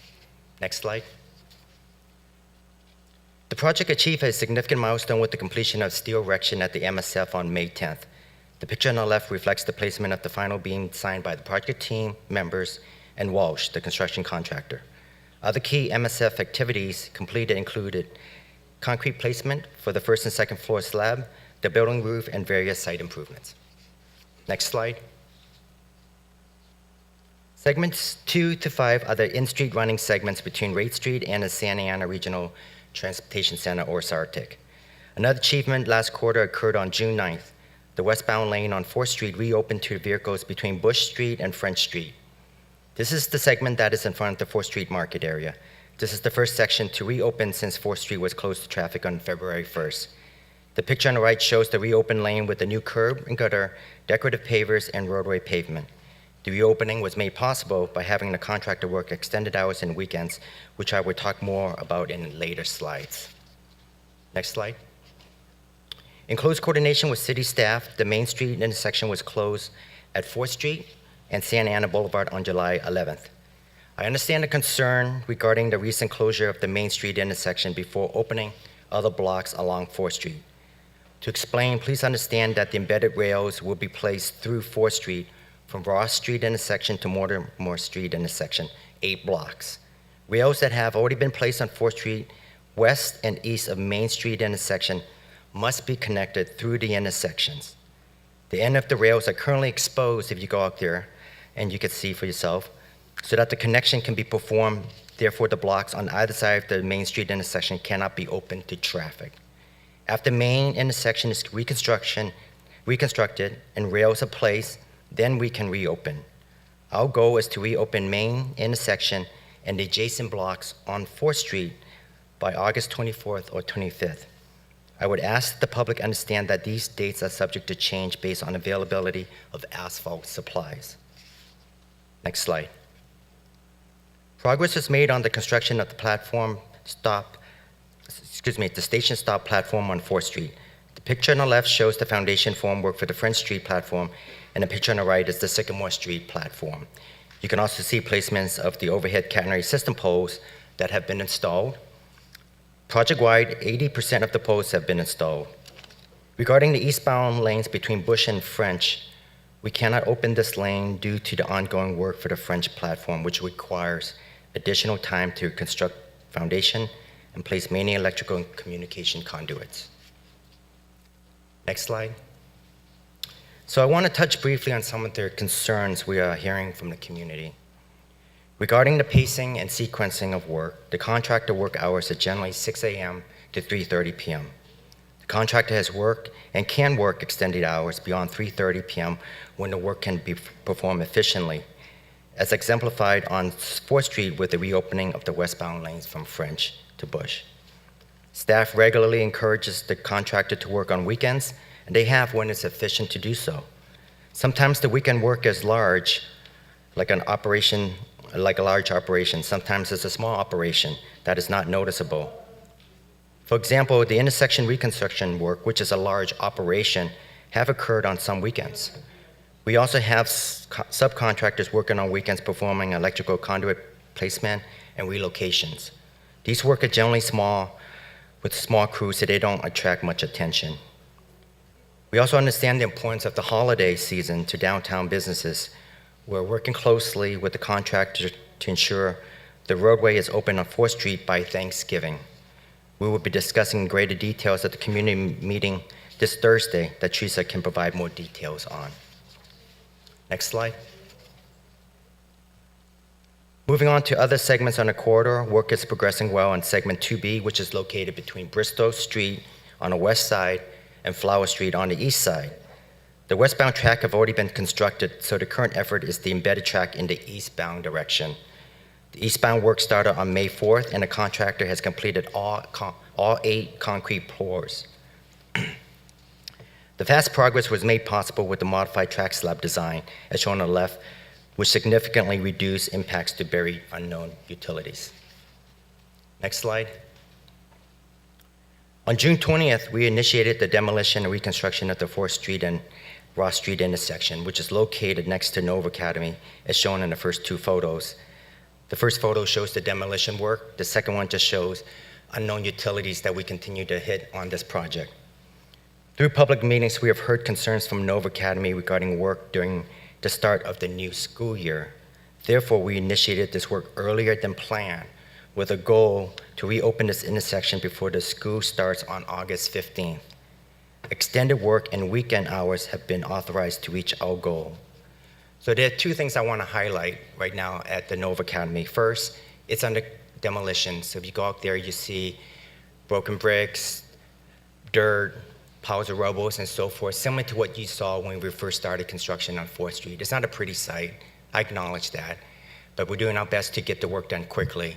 But when the work is done, you get a chance to see what the finished product is, and you can see the finished product that we have done on 4th Street and French. So I know right now there's a lot of concern with the way it looks, but we're working very hard to complete the work by August 15th. I also want to add on the second point that we have been coordinating with Nova Academy. We understand the importance of that school to the community. I mean, myself, my daughter goes to school in Santa Ana, a couple blocks up from where the demolition is. So I know what Nova Academy is going through, and so I have a personal interest in getting it done and timely in communicating with Nova Academy.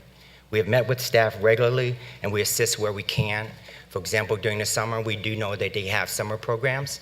We have set up flaggers and drop-off points to make sure that the parents know where to drop off the kids and pick up the kids to the construction area south of where the demolition is work.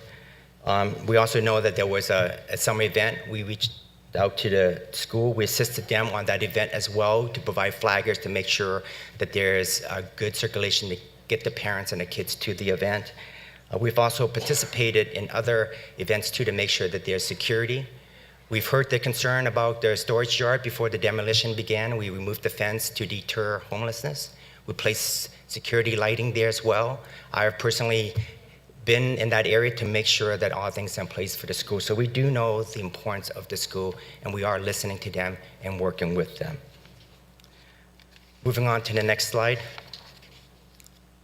So we have made good progress this past quarter for track installation. This map shows all installed track with red lines. I will now turn it over to Teresa to discuss public outreach. Thank you. Next slide, please. Good evening, everyone. Mayor, council members, Teresa Oliveri from OCTA. Our second quarter outreach efforts continued with construction notifications, expansion of the Eat, Shop, Play efforts, and a return to public outreach meetings with a focus on activities in two segments, the downtown, known as Segment 4, and the area near the Metrolink station, known as Segment 5. On May 8th and June 28th, Ross and I led presentations in the downtown focused on the intersection closures, beginning with French, then at Bush, and most recently, Main and 4th Street closure.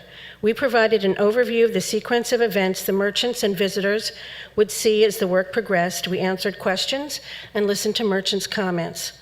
On June 14th and 16th, Ross and I again led a presentation to residents and business owners in Segment 5 to discuss the track installation activities between roughly Minter to Santiago Street. We again provided a sequence of events and intersection closures and answered the audience's questions. As individual elements of the above-mentioned intersection closures progress, members of the outreach team go out and canvass the area to talk to business owners and residents about the upcoming activity and provide them with a flyer. We identify specific issues that they tell us about, and we bring them back to the technical team for resolution. In mid-July, Sean Thomas of the Public Works Group joined me at Flower Park Neighborhood Association, where we provided an update on city projects and the streetcar respectively. Next slide, please. Our Eat, Shop, Play program continues to expand, and during this reporting period, the number of participants grew to include more than 80 participants. Our social media and geofencing efforts are bringing awareness of business in the program, and we are providing individual metrics back to businesses. We are maintaining our traditional media campaigns with Spanish radio and newspaper ads, and on June 18th, we had another radio remote. We partnered with Cerveza City Brewery with an event that they were hosting for local influencers who learned about the project and were excited to see what's happening downtown. We continue to partner with the city, who provides us marquee space on electronic billboards for downtown businesses. It's exciting for the businesses to see themselves on the marquees, and these are opportunities that they haven't had before. We produced a walking map with all the downtown businesses participating in Eat Shop Play, and it has been distributed to more than 3,500 households in the area around the downtown, and we are adding it to lobby and tabletop displays in locations around the downtown. I think you all have a copy of that in front of you as well. We also produced GoPro videos that bring drivers from the 5 freeway direct to the 4 city-owned parking structures that support the downtown. These videos are on our website and are available for business and event organizers to link to assist them in bringing people to the parking structures. We also developed a campaign that showcases downtown Santa Ana with a video that is currently running at the Frida Cinema on 4th Street. Another 11 theaters will be added later this year. We will be having additional public outreach meetings in the downtown, and in September, we will again invite the community in segment 5 to talk about the next milestone in that segment sequence that will close the Santiago intersection to install the curved track into the future Sartic streetcar station stop. We also have had the opportunity to showcase the project in Santa Ana in a recent tour with the Electric Engineers Association. Another staff member and I joined more than 50 members on a tour of the alignment, and they really enjoyed seeing the Sartic station and learning about the future of transit in Santa Ana. Recent tours include members of the ASCE, American Society of Civil Engineers, and this morning I took a group of college students selected for the WTS Transportation Academy. These tours are a great opportunity to share the investment that we are making and the partnerships that we have with federal and local partners. Our next outreach meeting will be Thursday at Salon Santa Ana in their second floor banquet space. Public Works staff will join Ross and I, and the city staff will begin the presentation, and at 8 a.m., and Ross and I will follow, as we have tonight, and take questions after that. We plan to have these meetings monthly through the end of the year. That concludes the presentation. Great, thank you for that. Let me go ahead and bring it back to the City Council to see if there's any questions or comments from members of the council. Is there anything else from Public Works staff on this? Got it. So let me, Clerk staff, do we have anybody with their hand raised online from the members who aren't with us physically? It looks like Councilmember Mendoza would like to speak. Okay. Let me call on them just because they're not here, and we can get their comments initially. So, Councilmember Mendoza, go ahead. Thank you.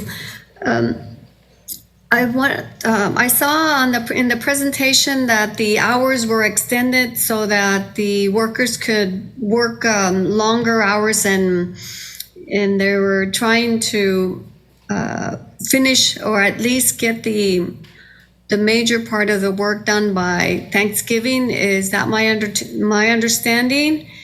And the question is, will the majority of the 4th Street be open for business before the Thanksgiving holiday?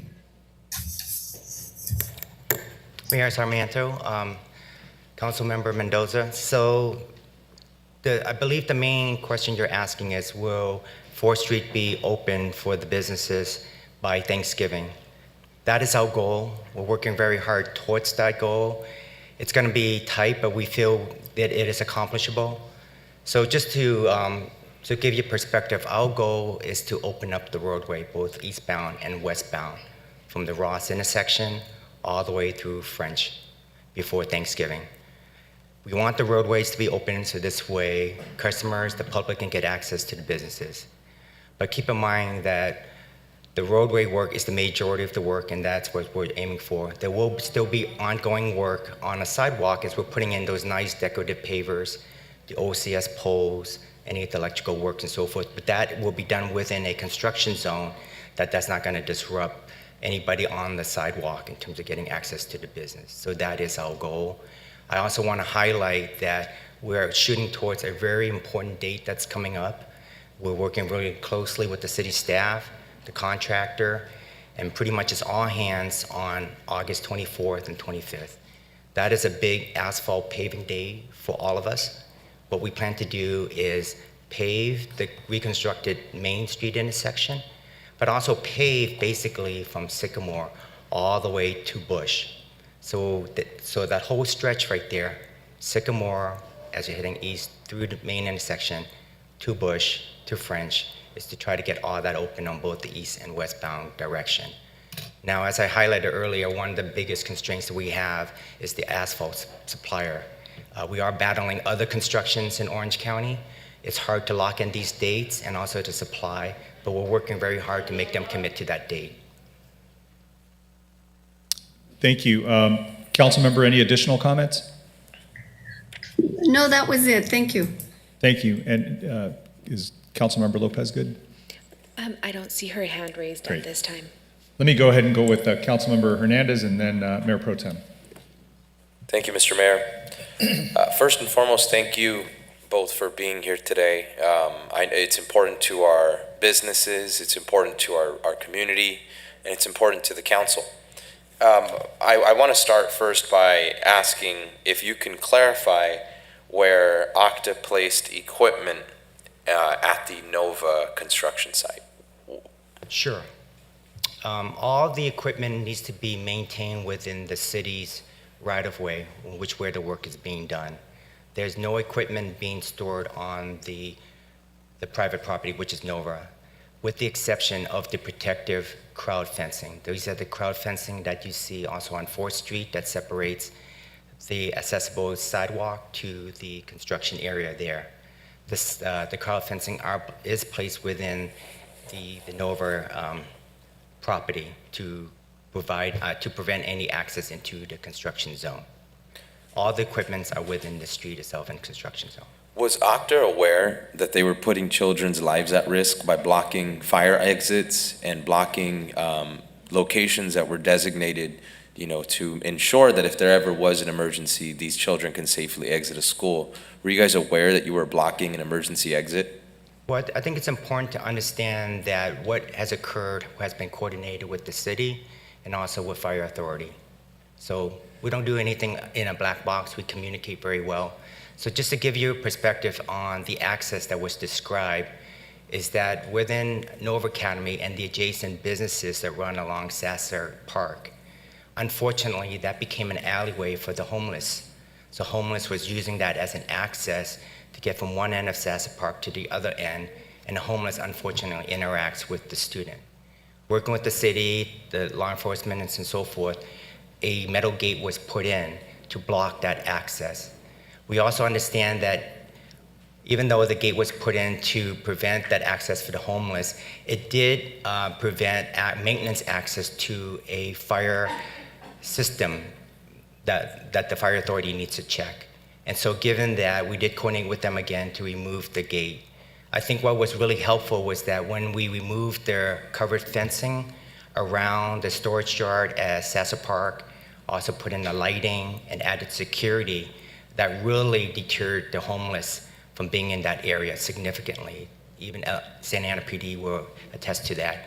So given that there was really no more high traffic by the homeless people, so it made even more sense to remove that gate. Thank you for sharing. I had very serious concerns with Okta blocking the exits and placing children's lives at risk. That's not something that we want to see happen moving forward. Sure. I think it would be good practice that you guys check in when you guys are working around a school, specifically the Nova Academy School, to please work very closely, over-communicate with them, work with our city so that this doesn't happen moving forward. My next question is, your presentation today, you talked about how there has been construction taking place on the weekend. Many of the merchants can attest that that's not what's being reflected. We don't see that happening. I don't live far from downtown, so I don't see it either. Can you confirm if there is a schedule for weekend construction? Because as evidenced, we're not seeing it. Okay. Sure, I can confirm that. As I noted, there's different types of operations that occur on the weekend, big operations, small operations, and so forth.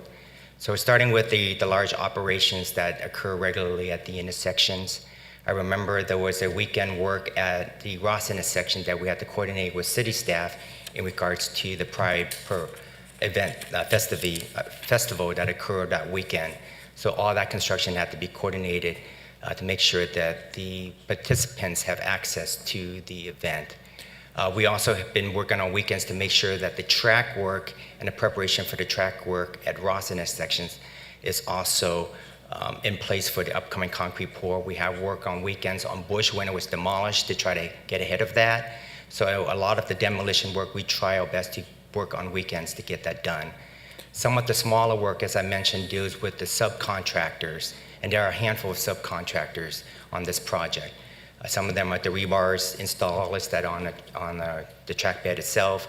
Lots of it's the underground conduits, irrigation lines, and so forth, which requires maybe just one or two individuals out there to make the connection, just because it's just a small operation. It doesn't require large equipment that would gather attention. I do know that EBS, who is one of the subcontractors for Walsh, who placed this nice decorative pavers, they have stepped it up. They have implemented a second crew, working extended hours, and are committed to work on Saturdays to get caught up with the pavers. So this way, not only will we be able to open the roadway, but more of the sidewalk areas for pedestrians. Can you confirm if there will be construction this weekend, sir? Sure, I can certainly reach out and follow up with your staff if you would like.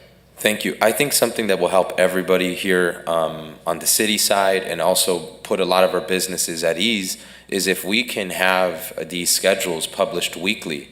So that way businesses can take into account if there's going to be construction Saturday morning from 8 a.m. to 3 p.m., they can be mindful of that and we can better prepare. And it also makes this process easier for you and us because there's more transparency, and I think the more transparency, the happier our businesses are, which leads me to my last point. On the city of Santa Ana side, as soon as we were aware of the challenge that businesses were experiencing, we responded. We created a fund of $1.5 million. Furthermore, the county supervisor, Katrina Foley, we appreciate her leadership here in the city of Santa Ana. She also allocated funding to support our downtown businesses, and we recently introduced an additional $1.5 million in funding, totaling $3 million on the city side. When is OCTA going to listen to the signs behind us that say that these businesses need more funds? They're asking for your support. Specifically, the sign behind us says, OCTA, enough lies, pay us now. At what point does the city have, Santa Ana, have to continue to pour money into supporting our businesses before OCTA says, you know what, we need to do our due diligence and carry our water and pay some of these businesses like we have? So I can certainly answer that, and I welcome Jim Bill if he wants to expand on it. But before I get to that point, I want to go back just really briefly on the schedule and transparency, which I support. It's really important that we're very transparent with the schedule and what's going to work. So every Wednesday we have the construction progress meeting at 10 o'clock. Your city staff is there. They know what's coming up in 3 weeks, but we also know that things change week per week as different operations change. And we coordinate regularly. I have your staffs on my cell phone. They have my cell number, and we talk regularly about the schedule. Not only that, but we also do a check-in on Thursday morning, not only with us, contractor, and your staff, but we focus on 4th Street and also the work that's going on Santa Ana Boulevard between Ross and French. So there's a lot of discussion in regards to work. So we have that information, your staff has that information, and again, we adjust as needed. In regards to what OCTA can provide, I think it goes without saying that that question has been discussed a handful of times at our board meeting, and also a handful of times we responded with our legal that we just cannot provide the business interruption fund. However, we have stepped it up to provide expenditure elsewhere. So for example, on the outreach, and I'll have Teresa share with all of you what we spend on outreach to help with the businesses. On my end, basically, I made it clear that I'm going to approve all extended hours, weekend works, premium time, whatever it takes, whatever it costs to get this work done quickly. So that's how we're contributing our way and also getting the work done quickly, which we know costs money. And not only for the contractors too, but also for our CM, our program management team, for the suppliers who has to basically divert certain supply away from another contractor and charge us premium for that. So we are incurring costs for this project, but we're doing it in a positive way. Thank you. Thank you for those remarks, Councilmember. Let me go to Mayor Pro Tem. Thank you, Mayor. Guys, I want to thank you for coming tonight. I know it's been a while since you guys have been back here before the council and before the Santa Ana community here in these chambers. So I want to thank you, and I hope that these updates will continue monthly throughout the duration of the construction of this project. In touching on the item about what OCTA can and cannot fund, so we've heard it consistently that you cannot provide funding directly to the businesses. But as a OCTA, the County Transportation Authority, in response to some of the comments made by members of the public about free parking in our structures, is there any way that financial assistance can come from OCTA to help subsidize free parking, and not just 9 to 5 or 7 to 5, but maybe later into the evening, 7 days a week? Okay, sure. I think there are discussions between our CEO and the city manager regarding gathering information. No decision has been made. OCTA staff has not brought forward a decision to be made about that at this time. But I don't know if... Well, no, it's not for staff to answer, because I'm asking if OCTA will do it. I'm not asking if the city will do it. I'm asking, can OCTA? Well, I think OCTA is gathering information that they've requested from the city. And so I think that's where the discussions have led to. Okay. So no decision, we can't announce the decision. Nothing has gone before our board yet. Okay, and so I guess hopefully at a future update, you can provide us feedback from whether it's your legal counsel or whomever as to whether that's an allowable expense, because we've heard loud and clear that OCTA won't provide funding to the businesses directly, but perhaps maybe there would be a way to assist them with free parking in our structures. So just something, if you wouldn't mind following up with us on that. On the signage that you guys have on the outside, the signage that you have in the construction zone, in talking to one of the merchants after their meeting last Friday, one of the merchants said, we see these signs that says certain businesses are open, and it's literally the merchant looking out at a sign that's telling them their neighbors are open, and their neighbor is looking at a sign that tells them that they're open. So it's helping each other know that they're open. The problem isn't understanding whether each other's open. It's for people on the outside of the construction zone to understand that these businesses are open and waiting for business. So I would ask you guys to look at signage outside or on the periphery of the construction zone. So if you're coming up Main Street, having some sort of signage that gives people the idea that maybe if they, head right on 3rd Street, or, just some sort of directional information that these businesses are open. You have signage, so if you're coming out of the parking structure, I applaud the signage that you have that allows a pedestrian to see that if they veer right, certain businesses are open. If you veer left, certain other businesses are open. But I think it's important for these folks that there's some sort of indication on the outside of the construction zone, loud and clear, that these businesses are open, and maybe some more details similar to what you have within the construction zone. Graffiti in the zone is out of control. And our city has an amazing app, and our contractor does great work. But a lot of what I'm seeing, especially as I walk 4th Street, a lot of it is on your construction signs. So, and I know it's a pain, it's an expenditure, but I would really appreciate it. And as some of the folks mentioned here tonight, would this be tolerated in other cities? I don't want to pass judgment, but I do wonder, because there's a lot there. And it really, to me, it screams neglect. So that sort of small detail goes a long way. So if you guys can really work with your contractor to do that. In regards to one of the slides, you mentioned that the contractor is allowed to work on the weekends. Allowed. That's great that they're allowed, but my question, and I think that's what I was hearing a lot of folks ask you, is what is OCTA doing to get them to work, to actually get them out there? As I sat in Alta Baja Market the other day, I saw 2 or 3 people on the 4th Street construction site at 4 o'clock. I mean, there's plenty of daylight out there. Nobody's out there, so it'd be great to have more folks out there. So when you say they're allowed, if you wouldn't mind elaborating, what are you doing to actually get them out there? I know you're offering overtime, but what are you doing to get them out there? Sure. So I know the importance of getting this work done, as I've stressed several times. Maybe allowing it is too nice of a word. I can honestly say that we're pushing them. And again, I bring in the weekly meetings, the Thursday check-in meeting with the staff. So your staff has heard me say numerous times that we need to work overtime, extended hours. Now, as I noted, that there's some big operation, there's small operation. The big operations are generally by Walsh with the big equipments and so forth as it relates to the roadway. The other big equipment operation too is the rails and also building up the track slab. Recently, there hasn't been much activities out on 4th Street until recently because of the smaller work done by the subcontractor. If you go out there today, you see that one of the biggest operations we're doing right now is placing the aggregate base in preparation for the upcoming asphalt paving on August 24th and 25th.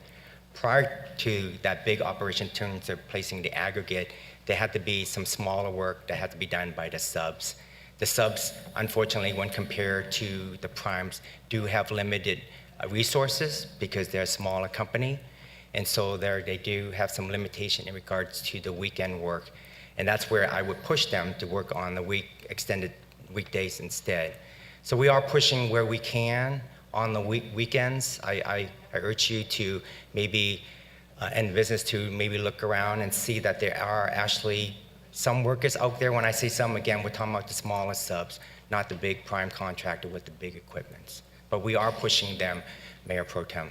No, and I appreciate that. Not everything is involving a jackhammer or a big vat of concrete. I get that.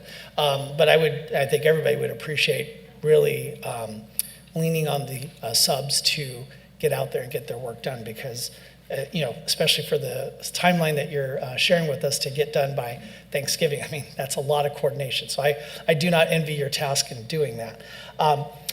In regards to something my colleague had mentioned as far as transparency and putting out a schedule, it's great that you're meeting with the contractor and the subcontractors. It's great that you're keeping our city staff in the loop. But I think what's important is for the community to understand what's going on. Last council meeting where you guys weren't here, some of the public comments that came in, one restaurant was anticipating their segment of 4th Street to be closed a week down the road. And then all of a sudden they open up and realize, oh no, 4th Street was closed that morning.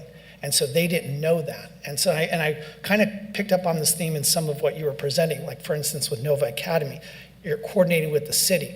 We have a lot of projects that go on in the city where they keep staff in the loop, but the folks building need to do that coordination themselves. They need to be proactive. So with Nova, just telling city staff doesn't check the box. That doesn't satisfy it. I mean, what scares me is I don't want to hear about Nova students trying to get out of their building in a case of an emergency and OCTA staff or the contractor or a subcontractor didn't coordinate with a school. And these children are trapped because nobody bothered to tell them that certain things had to be moved around. And I appreciate the fact that you are dealing with the homeless and you're dealing with these other factors, but what I'm asking of you, and I think the community's asking, is just please, talking to city staff is not enough. You need to coordinate with the folks on the ground. Talk to these folks that are, whether the businesses, whether it's the institutions like the schools, they need to know what's going on. And I know things change, but we're talking about outreach, right? We're talking about $1 million+ in outreach. I'd rather have less of eat, play, shop, whatever that's called, and have something that's more informative for the community in regards to a construction schedule so that these businesses can try to the best that they can to work around it. My last question is in regards to the construction schedule. So help me understand, and I'm hopeful that there is a reasonable explanation for this. You guys shut down the intersection of Bristol and Santa Ana Boulevard. Like Bristol-Mageddon, right? You shut it down. It's a major arterial, not just for the city of Santa Ana, but for the entire Orange County area. And you guys, or your contractors and subs, were able to knock a lot of significant construction out in a weekend, right? Or maybe it was 2 weekends, I forget. But here we are talking about 4th and Main. And my concern is that just because Main is not a countywide arterial, I mean, other than going through Orange and then into Irvine, but there doesn't seem to be the same sort of haste, the same sort of eagerness to complete that work. I mean, to say that you can get Bristol and Santa Ana Boulevard dialed in 2 weekends, and for 4th and Main Street, it's taking 2 months. Can you explain what the differences, whether the different challenges are to getting that work done on 4th and Main quicker? Sure, I can certainly answer that. And then after that, I want to go back to your early comment in terms of being transparent and communicating with the community. So first off, I think it's important to understand that when we did tackle some of these large intersections, being Bristol, even Flower, we shut it down for well over a week, and Flower it was a little over 2 weeks. So we had some big operations, excavation, and basically paving and track work. The work on 4th Street is a little bit different. One of the biggest difference, and when you compare to the big intersection at Bristol and also Flower with downtown is very constrained. It's only a 2-lane corridor with parking on the side. So there's only limited equipment we can put in that area. You know, it's not as large as we would like to do the amount of excavation and demolitions and so forth. We also have to do it very respectfully. I mean, to be honest with you, when we shut down Flower for over 2 weeks, there was dust flying everywhere. You know, we were just blowing and going, getting things done. And I know that in 4th Street, we have to be very respectful and do a lot of the dust control that limit the work as well. 4th Street also have a lot of unique things that these big intersections don't have. One thing is there are no irrigation lines that we have to contend with that went to all the planners that we have to protect and relocate and adjust the location as well. There's also a handful of city-installed lights and conduits through there, some of them for the Christmas lights and other things that we have to deal with, which we didn't have to at this big intersection. We also have basements. You know, I didn't realize there were basements in these businesses till I actually got to 4th Street and the designers told me. So we actually had to do surgical work in terms of saw cutting, removing stuff to not damage any of these basements. And we had to do constant adjustment and pause and get direction on what to do. So in summary, the big intersection work, we can just really demo, do the big work, get it done. 4th Street is more like surgical and control work that we have to do, which you can't do fast. The other thing too, I also want to highlight, going back to what you were saying, is I totally agree. We have to be open to the community, to school, in regards to understanding and explaining to them what's going on. As I mentioned earlier, I have a personal interest in getting things done quickly for NOVA. We've had a handful of meetings with NOVA staff, in which the city staff was in there, and which is fine because we want to do the right thing, we want to communicate quickly and so forth. So we're not using the city staff as an excuse, so please don't take it that way. We're going to do what we need to do to get the message out as soon as possible. We follow with the staff. They know what we're doing. There are ways in which we can communicate to staff afterward, but the main thing is that we get the information quickly to the schools, the businesses, and what have you. And Teresa can expand on that if you need more clarification. No, I don't need more clarification. I would just say that the community, the businesses need that clarification as to what's going on. So no, thank you for elaborating on that. And I know for you guys, I just want to say, I know it's tough to be here. I know we're not throwing you a parade. We're not, it's not a celebration. I hope that one day it will be. And I hope that we are going to see the fruits of all this labor. But right now, as you've heard tonight, it is very, it's very difficult for the businesses in downtown. So I really do appreciate you guys coming out tonight and updating us. And again, I hope to see you guys here each month until the completion of the project. Thank you, Mayor. Thank you. Let me call on Councilmember Fan and then Councilmember Peñalosa. Thank you. Thank you so much for your presentation, and thank you to all the business owners. First, I'd like to say that I'm sorry that the streetcar is going down 4th Street. I actually remember speaking to a downtown business and kind of asking, wouldn't it be awesome if this were kind of like 3rd Street Promenade, where people can walk and really browse through all the businesses and really enjoy being in downtown? Turns out we can't do that because the streetcar is going down that street, right? I looked through the EIR, actually went way back, 2014, and realized that there was an alternative plan. The streetcar did not have to go down 4th Street. The streetcar could have gone a different route that would have avoided all of your businesses. And unfortunately, while many business owners with SABC sent in comment letters and objected to it, the decision makers at the time chose to go down 4th Street. Now, I know it is not your choice. You are staffers who are working to implement the decisions of OCTA and the former Santa Ana City Council, but I did want to point that out.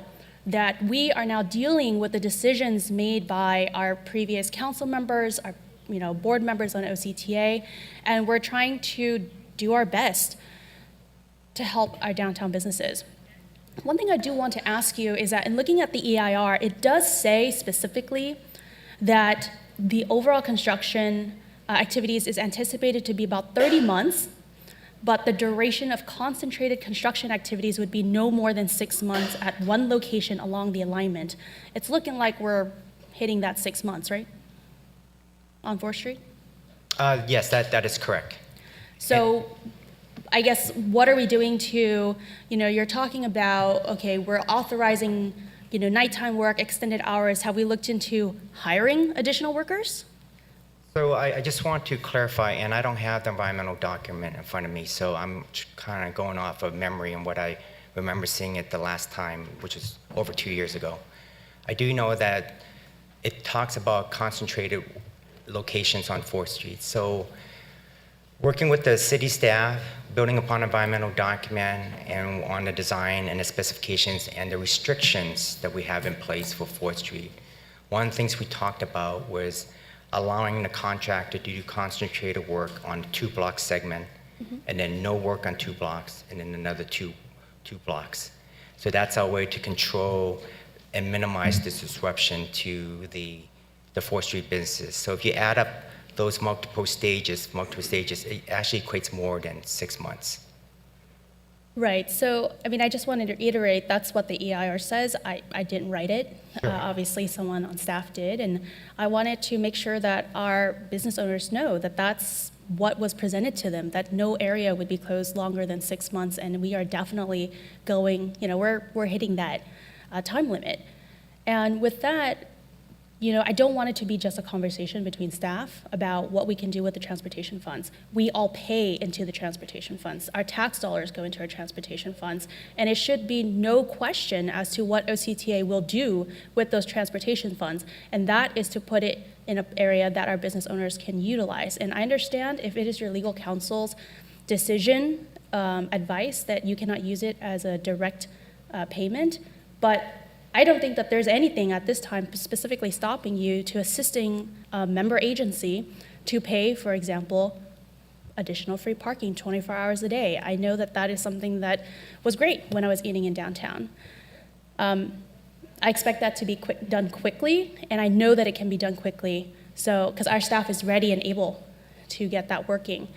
The other question I had for you, or I guess not a question, but it is a comment to your presentation. While it is great that you're doing tours of the transportation center with some students, it would have been really great if you took those students to downtown and helped patronize some of these businesses. Our business owners don't care that we are talking about how great this streetcar is at the transportation center or where you've gotten to be. So if you would like to talk about how great it's been, please do it elsewhere, not in front of the business owners and our community that's really suffering about this. So I really do think that it's unfortunately quite tone deaf. And look, I understand that it's really difficult to come bearing information that is not always welcomed or is somewhat bad news. But I guess I'd like to ask that when you're talking to, the decision makers on the OCTA board and, about what information you're gonna bring to us, I really do hope that you remember that all these business owners are, and they've talked to me, and I've not been, I'm not sitting here and, checking every box and saying yes, yes, yes to everything, because I like to ask these questions and be critical. But I do hope that, at least in your staff meetings, it's about being creative, it's about thinking outside the box, and it's about saying how can we help, not what barriers we're facing. Thank you. Thank you. Councilmember Peñalosa. Thank you, Mayor. And thank you, OCTA staff, for being here tonight and presenting, giving us this update, and to our staff and to the merchants, most importantly, for being out here again when you should be at your shops making a living, but you can't because there's no customers. And it's very frustrating for me to keep having to have this conversation. I just want to say that I agree wholeheartedly with all of my colleagues and everything they've said. Councilmember Hernandez, Fan, and Mayor Pro Tem Becerra asked numerous questions and made a number of comments that I agree with and should be answered to. So I'm not going to repeat, but I will focus on something that's been brought up before, and it came up at the last community meeting we had at the Santa Ana Regional Transportation Center back in June, which has to do with claims. Claims, involving the project. I know that this morning, at about 5 a.m., I spent about an hour on OCTA's construction streetcar website, perusing, looking for any claim information. I couldn't find it. I went to Walsh's construction company website. It was a very, very, very intense website, and I couldn't identify any area, phone number, form where I could submit a claim if I'm a merchant or homeowner along this construction area. At the Regional Transportation Center, you mentioned that any claims coming from merchants or private property owners or homeowners should go through Walsh Construction. OCTA, I find that very alarming and troubling to even have somebody say out loud. I know OCTA is a public agency, and so is the city of Santa Ana. In the city of Santa Ana, we have huge construction projects up and down Main Street, up and down Warner, up and down Bristol Street, all over the city. They're not our city employees doing it. They're private companies, contractors that we contract as a city, and we award a contract to do this work. When there's been numerous claims involving this construction, we don't tell our residents, go call so-and-so contractor, file a claim with them. We take full responsibility because they're our contractor that we entrusted to do this work. And we're paying a lot of taxpayer dollars to do this work. So my concern here is that OCTA is a public agency. They should be at the forefront and taking these claims and taking leadership in processing any claim that may come from our businesses or our homeowners. And so I guess the question I have here is there a representative from Walsh Construction Company here tonight? No, there isn't. There isn't. So I guess I'll ask you now publicly again, if our residents have any type of claim that as a result of this construction, whether it's a merchant or a homeowner, who do they reach out to file that claim? Sure. So as we shared at the public meeting, the process that we have is that Teresa is the main contact with the public. They can reach out to Teresa, and then Teresa can forward the contact to Walsh with the claim form for Walsh to address. Now, I understand your concern in regards to the claim, and our process at OCTA is different from the cities. But because Walsh is the lead in terms of the claim doesn't mean we step aside and don't get involved. Teresa and I have had discussion with Walsh in terms of statusing the claims, making sure that they do reach out to each of those people to submit the claims and the status in regards to that. There are a handful of people where they have shown that they've reached out several times, but they haven't been responsive. There have been claims that due to investigation they didn't find merit, and there were some that they did find merit, and they have paid those out. So again, there's a way in which the public can reach out to Teresa. Teresa can direct them to Walsh along with providing the claim form, and then we can also follow up with Walsh on the claims. Okay, so I guess what I would request from OCTA is that on your construction website, under the streetcar, that we add a tab, a button, a link that clearly states claims related to this and takes our merchants or residents through step-by-step of what the process is to file a claim against OCTA or Walsh Construction Company. I know that a couple residents spoke about the numerous issues they're seeing when it comes to blocking fire lanes, blocking driveways, I heard ripping up of private palm trees. These things should not be happening, and if they are, they should be easily handled administratively by whether it's OCTA staff or Walsh Engineering. Our residents or our merchants shouldn't have to be on this goose chase to try to get these, answers to these claims. Is one thing that I would like to convey, and I think that that's what's happening. I left out the part where later in the day this morning I called the hotline again to try to go through that process of what it was like, and was asked to press 1 for English, great, or to continue in English, if not other languages, which is great that you offer that, but it just sent me to leaving a voicemail. And leave a voicemail, and we'll get back to you with your questions. So again, it's very difficult for our residents to now have to leave a voicemail, wait for a callback, or not figure out how to file a proper claim. Because I know there have been residents and businesses that have filed claims for broken windows and whatnot, and they should be addressed quickly and know of where that claim is. And also, once the claims that have been filed, where can residents see that status of that claim? Is it just kind of sit around and wait, or? I think your question is if a resident or business owner submit a claim, how would they know what the status of the claim would Yes. be? Okay, so when they are in touch with Walsh, Walsh provides a contact person that they can reach out to obtain the status. And certainly if they are reaching out to Walsh and Walsh for some reason is not being responsive, that's where we would step in.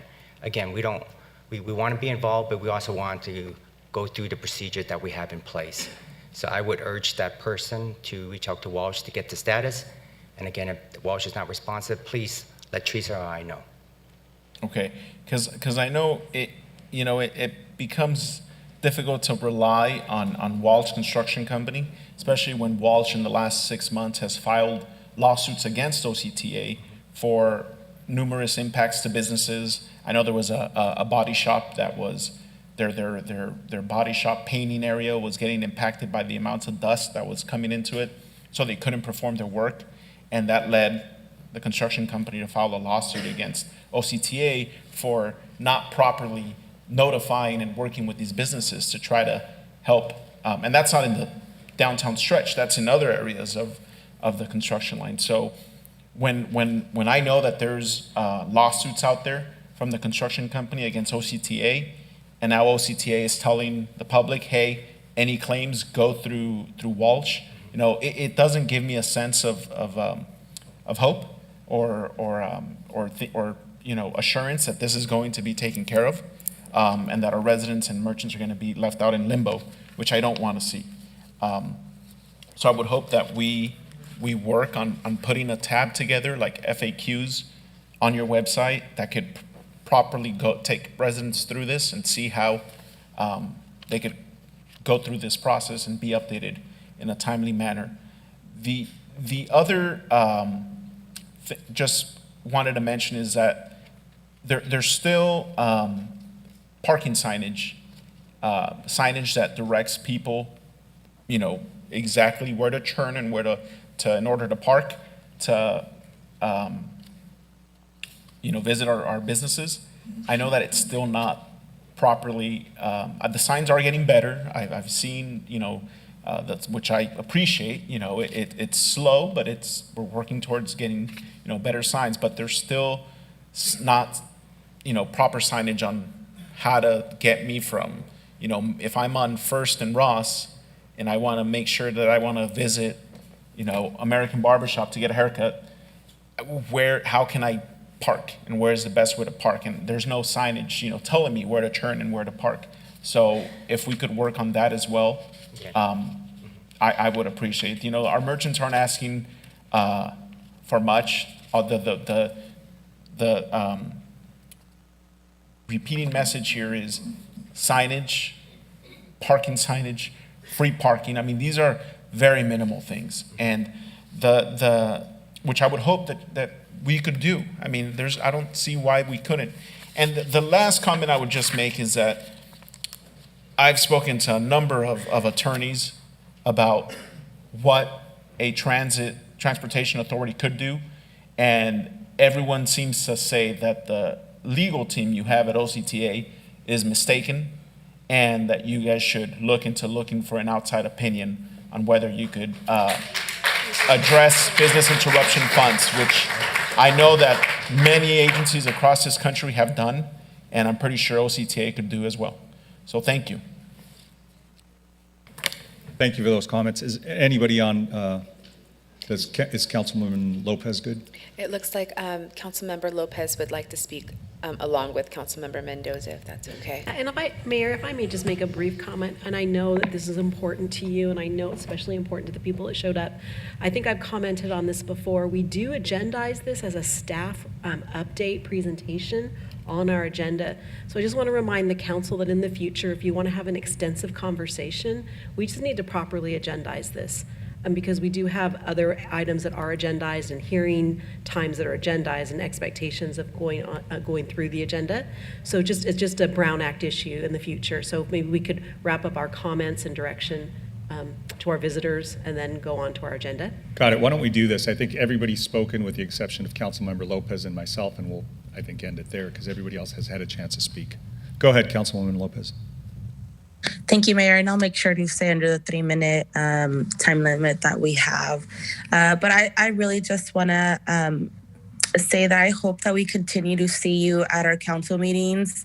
You know, as the leading agency, it's very difficult for our residents and business owners to come to the council meetings and not have a representative from OCTA and a minimum to listen to their concerns, concerns that are some of the same, but that are also changing and that will continue to change as the route of construction moves away from downtown Santa Ana.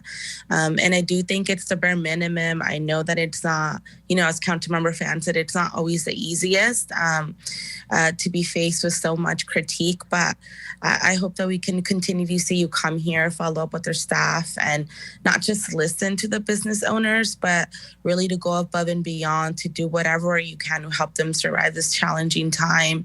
This is their livelihood. This is what some of them have, you know, this is the American dream for so many of them, and they are part of our local economy. We need them, and we need to move away from saying, no, we can't, to what can we do?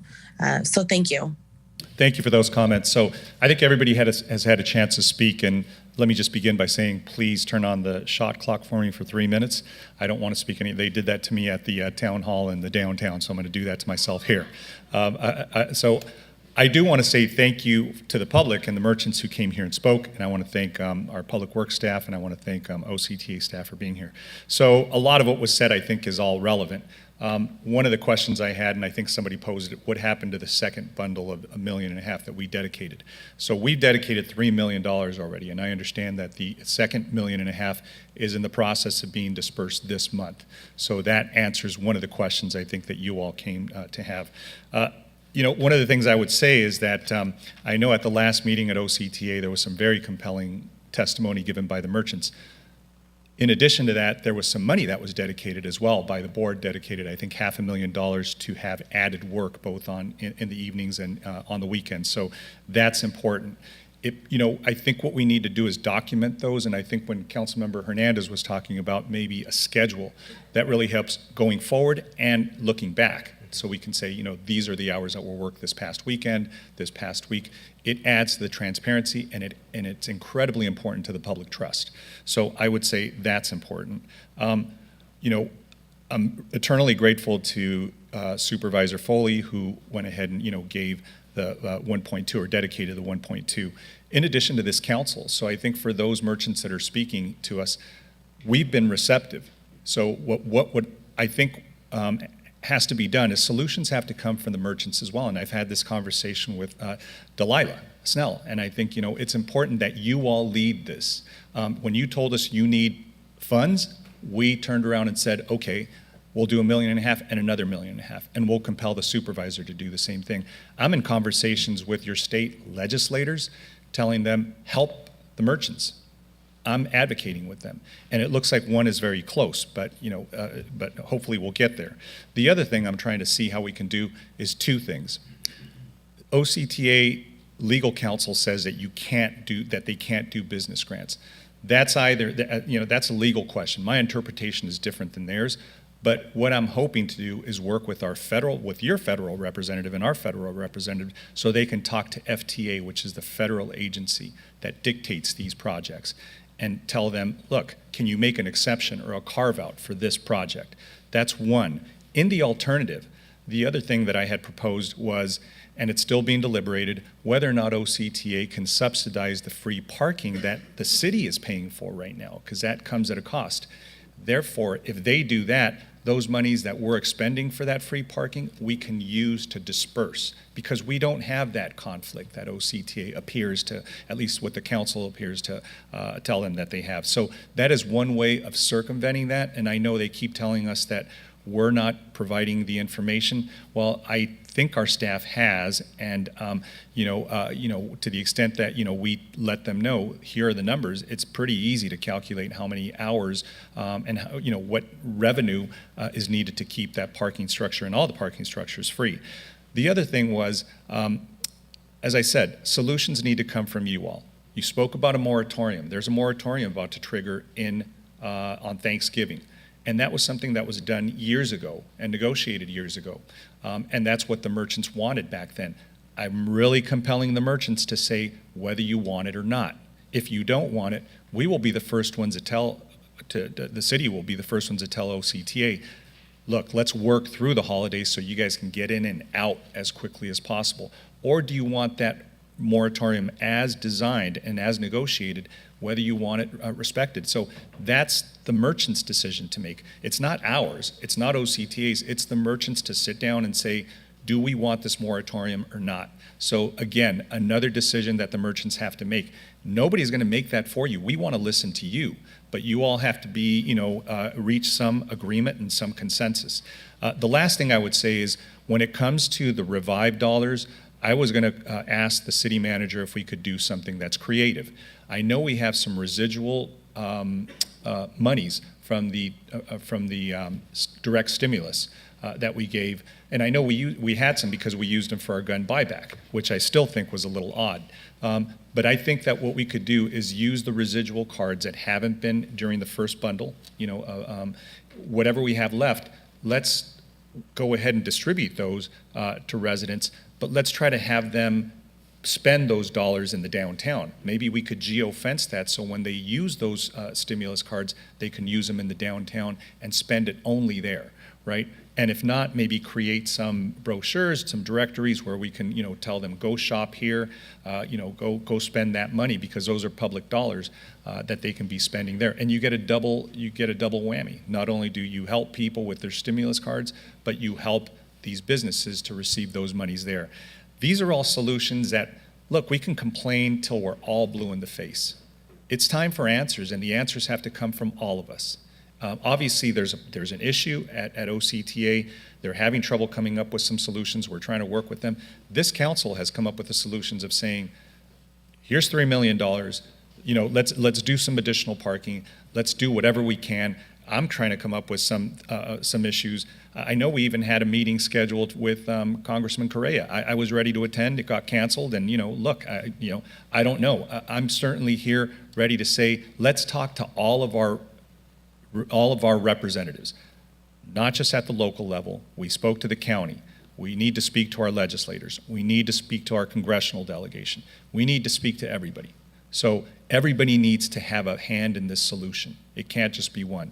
So to the extent that we do that together, I think that's important. The last thing I would mention is on the comments by Councilmember Hernandez, I think information needs to be improved. Communication needs to be improved. I know there's a working group between Public Works and OCTA staff. I think a merchant or merchant representatives, whoever you guys want to choose, should be in those meetings or should meet with both those parties after those working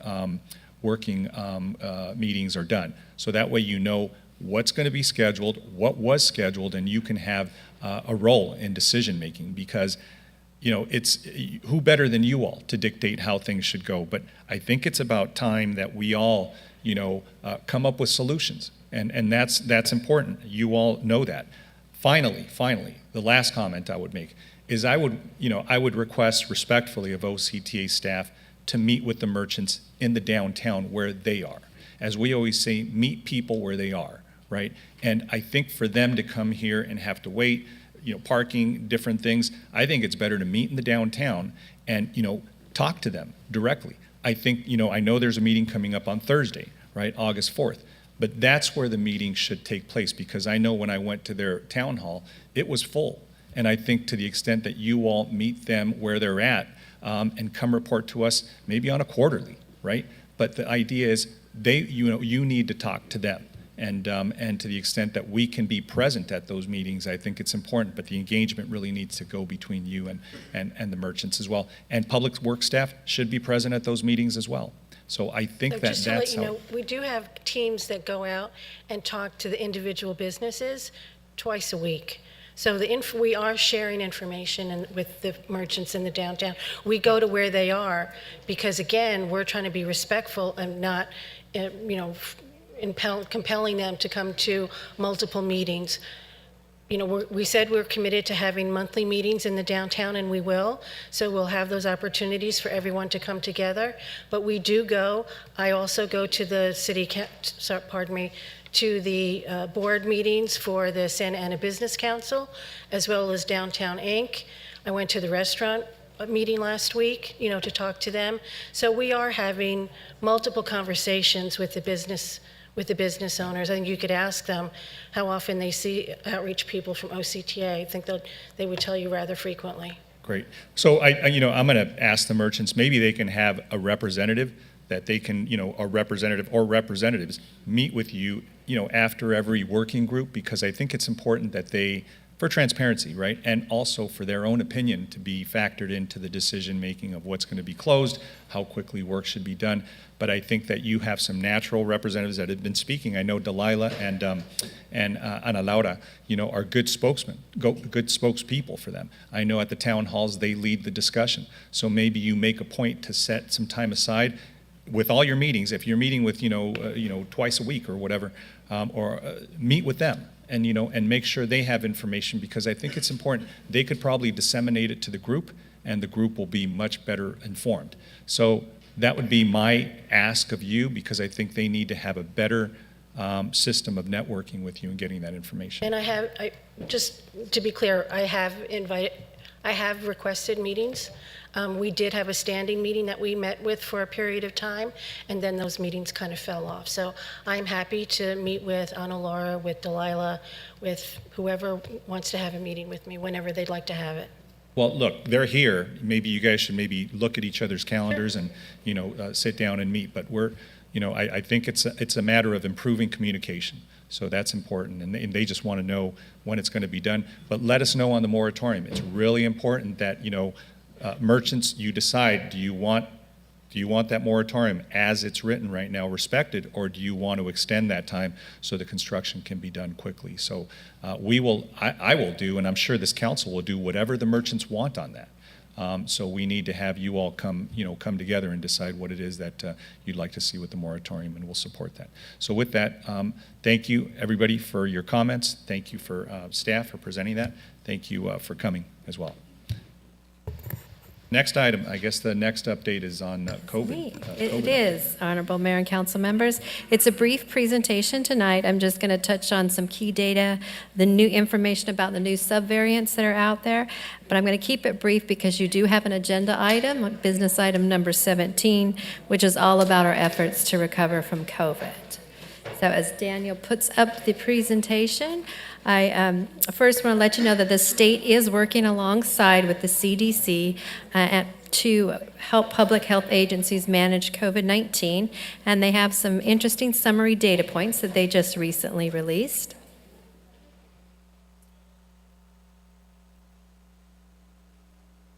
Here we go. I'm on slide 3, Daniel.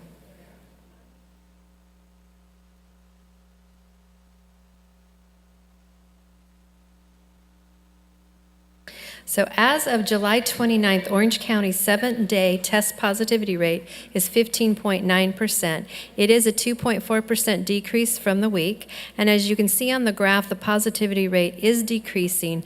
The last really significant increase that we had was in late December 2021. Some more good news, as of July 29th, Orange County's percentage of people who are fully vaccinated is 72.8. Among all California counties, we rank 14 out of 58. Being vaccinated and boosted is the best way to protect yourself from serious illness.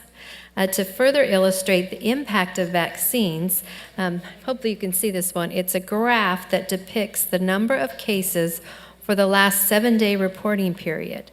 According to the data collected by the state, unvaccinated people were 6.3 times more likely to get COVID-19 than people who were fully vaccinated and had received their booster dose. Now, information on the variants. Viruses normally constantly change through mutation, and sometimes these mutations result in new variants of it. What the world is really focusing right now is the spread of the variants BA.4 and BA.5 subvariants. Last week, the U.S. Department of Health and Human Services announced an agreement to purchase 66 million doses of Moderna's bivalent COVID-19 vaccine booster candidate for potential use in the fall and winter. Basically, what they're saying is this particular booster will be more effective in preventing serious illness from those two new variants. This announcement follows a recommendation by the FDA last month that vaccine manufacturers update their existing COVID-19 vaccines. In addition to the 105 COVID-19 vaccine booster doses that the government also recently purchased from Pfizer for potential use later this year, pending FDA authorization. And on the vaccine, it's just a reminder, I always put this up during every presentation. Probably everybody has it memorized by now, but to get your vaccine, you can access the state's My Turn program or the County of Orange Healthcare Agency. You can make an appointment. You can find walk-up vaccine locations by also contacting My Turn or Athena. And that presents the presentation. I'd be happy to answer any questions. Thank you for that, Madam City Manager. Let me go ahead and bring it back to the council to see if there's any questions or comments on this item. Councilmember Peñalosa. Thank you, Mayor. I have no questions, just thank you for that, Christine. Maybe for future COVID updates, we can add unfortunately, we could add a monkeypox slide or a monkeypox update as part of it. I know it's not the same, but I know that the governor issued a state of emergency over that. And we're seeing counties around ours kind of move in that direction. So that's all I ask. Thank you. Thank you. Good, great comment. Anybody else? Nobody on screen? It looks like we have one caller in the queue that would like to speak. Or, I mean, no other council members. Oh, excuse me. No other council members at this time. Got it. Thank you. So, thank you for the presentation. We'll go ahead and ask the city attorney if there was anything to report out of closed session. Thank you. Let me go ahead and I know we had some public comments on the update on the streetcar. So this is now the general public comment section, and this is a time and place for the meeting, the City Council to receive comments on agendized and non-agendized items from members of the public, and pursuant to the Brown Act, the Council cannot enter into any discussion during this time. The limit is 3 minutes, and please limit your comments to that. You don't need to use all 3 minutes. And we will hear from members of the public that are here present, and then I'll turn it over to the clerk so she can call on anybody who's online or on the phone. So, Madam Clerk, before I call on the two cards I have here, is there anybody online that wishes to address us? Mayor, there is one person online that wished to speak. Got it. Let me begin with our first public comment here in person. Adelaida Mateo. Adelaida Mateo. Victor Mendez is our last and only speaker in person. Our first and last.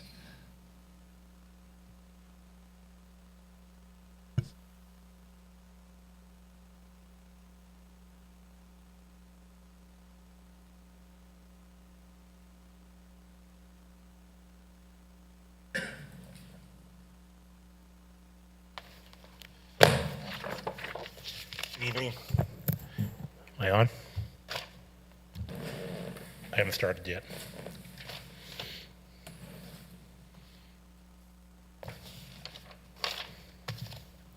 Okay.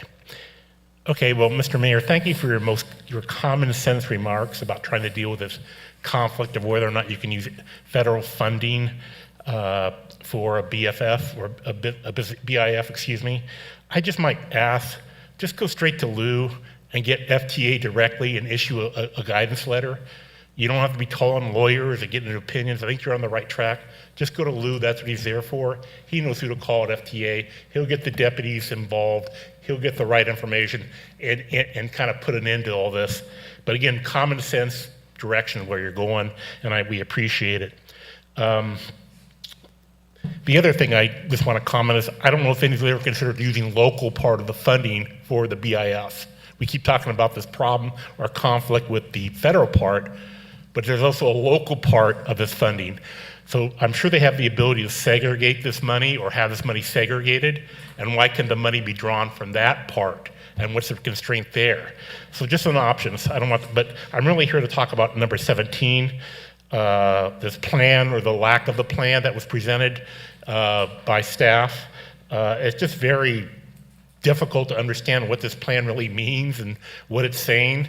There's no transparency in the numbers, and I have no idea really where it's going, particularly from the historical perspective. What money is left over and what remains to be done in these areas. I think there's some good areas, but again, it's just very hard to understand where they're going with this 128 million, and also where they've been.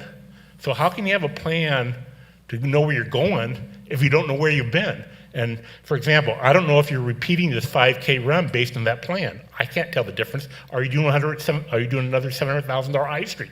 I don't know. I think we just kind of flush this out. I think the ideas are there, and just come in with some clarity as to where this money is going. We talk about this fiscal stabilization money of 10 million. Well, where has that gone? What are we doing with that? Are we just simply feeding our liabilities and reducing our liabilities with that? I don't know. This money is intended for the community and to help us. So let's get a little creativity and think out of the box, as was quoted earlier today. Lastly, tomorrow the senior residents of 2222 will be holding a rally in protest of the 10% increase in our rent, and CBS News will be there. I understood that we were to receive some type of we were to receive some type of support in this next round of funding, given the commitments I heard from the city manager last time. 15 seconds. And so I fully hope to make positive remarks about what the city will do for the senior citizens using the $64 million. 5 seconds. Or not. I think I'll stick around and wait. You're both more than welcome Sir, to come. your time is up. Thank you so much for your comment. You're more than welcome to come, and just let me know. It'll be arranged some parking. Thank you. That's all, sir. Thank you. Appreciate it. Thank you, Victor. Madam Clerk, I guess you can call on the person who is waiting online. Mayor, it looks like that person had lowered their hands. There are no callers in the speaker queue. Got it. So before I go back, I just wanted to, I know I asked for the city attorney to give an update on if there was anything to report at a closed session.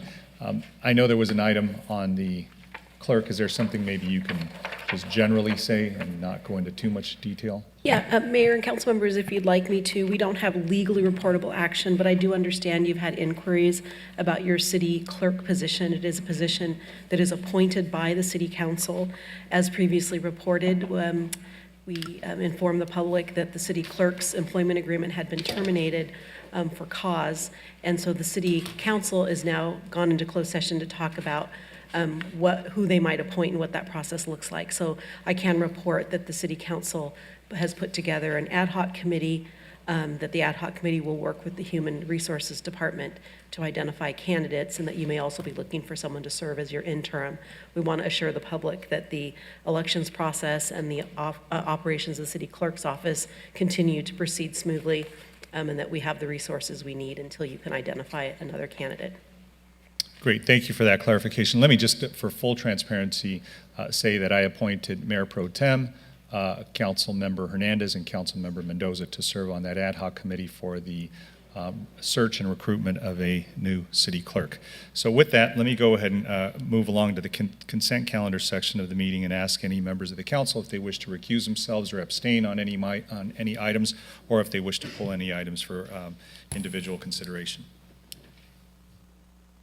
I'd like to pull item number 16, Mayor. I'm sorry to interrupt, Mayor, but did we have one speaker on the queue that we didn't get to? They bumped Looked off, like I that think. person. Okay, Lower their sorry. hand. No worries, good catch. Item 16? Please, yeah. Any other members of the council wish to pull any items off? A motion to approve? I'll second. Great, we have a motion and a second. Council members, we're going to do, I guess, a roll call vote because we have some members that are not here, just so we can go through that. So, Madam Clerk, if you don't mind calling roll on that. On everything with the exception of item 16.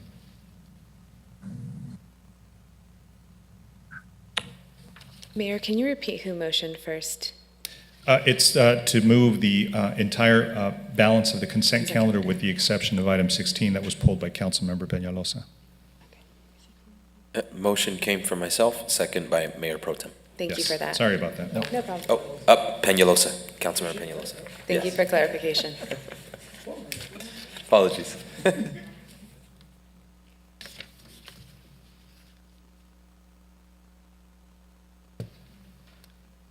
Councilmember Hernandez, Yes. Councilmember Lopez, Councilmember Yes. got it. Councilmember Mendoza, Yes. Councilmember Penalosa, Yes. Councilmember Fan, Yes. Mayor Pro Tem Becerra, Yes. Mayor Sarmiento. Yes. Let me go ahead and now call on Councilmember Peñalosa to, I believe he pulled item number 16. Thank you, Mayor. I promise I'll be very quick. 16 is the Orange County Grand Jury's investigative report, findings and recommendations regarding how is Orange County addressing homelessness. Thank you for the letter that's attached, Madam City Manager. I, like the letter. However, I know that in the grand jury report on page 16, one of the recommendations was actually R1. States that by July 1st, 2023, the COC and County of Orange should leverage funding to persuade South Orange County cities to open a regional low-threshold emergency shelter for the homeless in addition to the Laguna Beach Friendship Shelter. I would like to have that section added to our letter in just kind of stating that we agree and with that recommendation and see what we can do to kind of state that we agree to that statement, because I know that was part of the whole intent of having the different spas, the South, Central, and North spas, that we would each have one, but South Spa has yet to open a shelter. And I think that if we could add that, can we? Is that something that we could do? Thank you, Council Member. The grand jury is requiring us to respond to specific findings and specific recommendations. For Santa Ana, we weren't required to respond to R1. That wasn't one of their responses they wanted from us. So we can't even say we agree with this recommendation and fully support it? I don't think it would harm us to do so, to add an additional sentence, but they're just not requiring it. We can. They're very strict on the methodology in which you reply to the grand jury reports. You actually have to follow instructions in the penal code, but we could put it as just a note at the bottom of the response. Because I think that's what's caused a lot of the problems here that we're seeing in Santa Ana, is that South County cities have neglected to do any part of addressing homelessness in the county. When Santa Ana and Central Spa have led the effort. So I think that was just my intent, is to kind of double down on recommendation 1 and say that we agree as a city. But if we can't do that, that's fine. I just think that would be good to have in our letter. Council Member, you'll notice there's a note at the end of the letter regarding our date that we opened our shelter. I could add it to the end of that note, and I have a separate note on there for you. Beautiful, that works. Great, thank you for that comment. Any other questions or comments from members of the council on this? And I think that statement's consistent with the lawsuit that we filed against the county and the rest of the other cities. Yeah. So in any event, yeah, we're not contradicting ourselves there. So is there a motion, Councilman? I'll make a motion to approve, Mayor. With that additional language, is there a second? I'll second. We have a motion and a second. And let's have a roll call vote. Councilmember Hernandez, Yes. Councilmember Lopez, Yes. Councilmember Mendoza, Yes. Councilmember Fan, Yes. Councilmember Penalosa, Yes.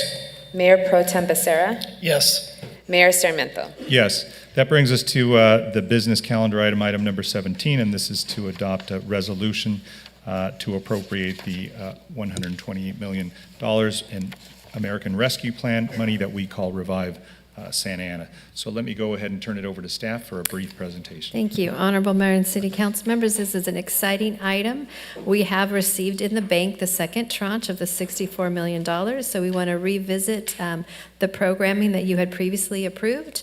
And then most importantly, we would like to receive an appropriation adjustment so we can start spending the second tranche of $64 million. I'm going to be turning it over to Daisy Perez, Assistant to the City Manager, for the presentation, and I believe she has a brief video to show you, which is really a look back on what we have been able to do with those dollars to date.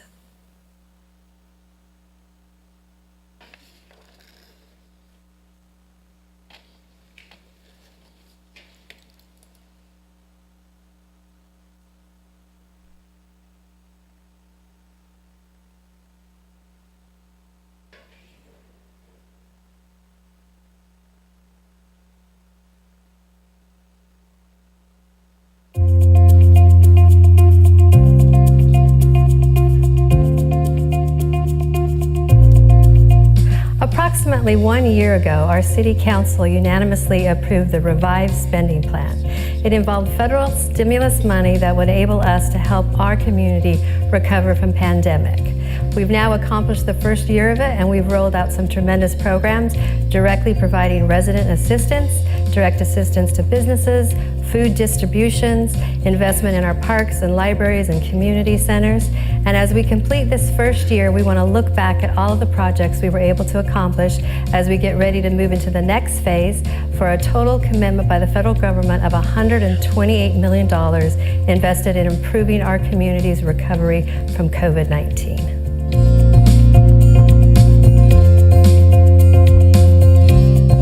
The Revive Santa Ana Resident Stimulus Program provides $300 prepaid gift cards to households in areas that have a 42% or above poverty rate within our city. When you see people coming up and receiving this card, you notice that they range from seniors to young mothers to just the regular workers for our community. And it's really great to see them come and be really excited about receiving this assistance.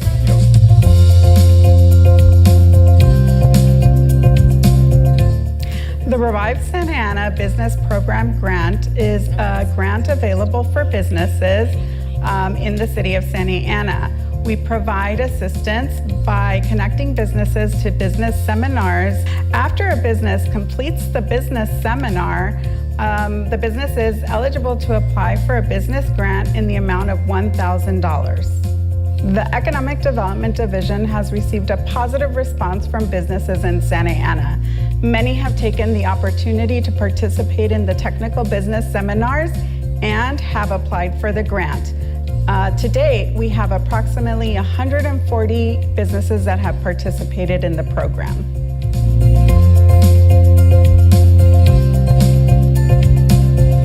The Homeless Services Division used Revive funds to expand our existing street outreach and engagement program for those individuals living on the streets of Santa Ana. The expansion of this program was expanded to 7 days a week, 7 a.m. to 9 p.m. Santa Ana PD has received a huge uptick in calls for service related to unhoused persons. During the pilot program, over 1,000 homeless-related calls were diverted from first responders each month, and more than 2 individuals were successfully exited off the streets of Santa Ana each day.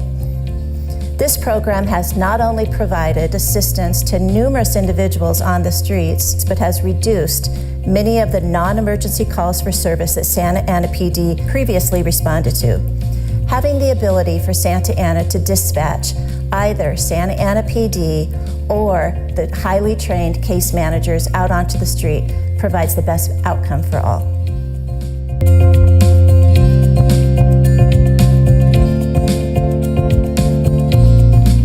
The Sanitation and Prevention Program of Right-of-Ways is an enhanced service in which we focus in sanitizing and cleaning areas of high foot traffic. The funding allows us to service these areas multiple times a week in which we remove trash and debris. This program is important to the community because it reduces the potential spread of dangerous pathogens. In addition, the services allow for a safer and healthier environment for activities such as walking and biking. So our teams are out there picking up everything from the small trash and debris, even large items. Everything that you see in the streets, our guys are handling that on a daily basis, and residents have noticed it and have called in, have sent messages to everyone involved, thanking them for our efforts.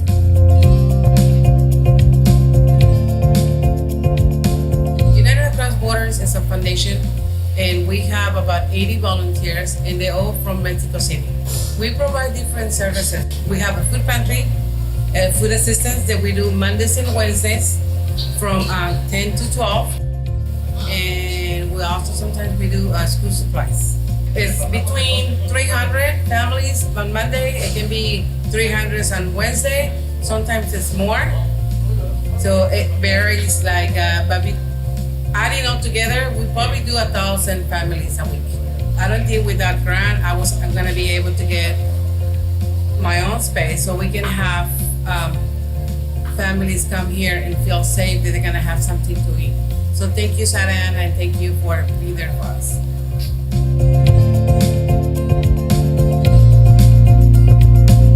Well, thanks to the Revive Santa Ana funding, we've been able to not only improve our existing park facility infrastructure, but also acquire more open space to create more park facilities for the community. We've been able to completely demolish existing restroom buildings and install new prefabricated restrooms. At the same time, we've purchased open space and are in the process of bringing on an architect to design a new park facility on Flower and 10th. Santa Ana is one of the densest large cities in the nation, and having accessible open park space is essential to our community. It's been a priority to create more open space that is safe and clean for the public and inviting so that they can improve on both their mental and physical health.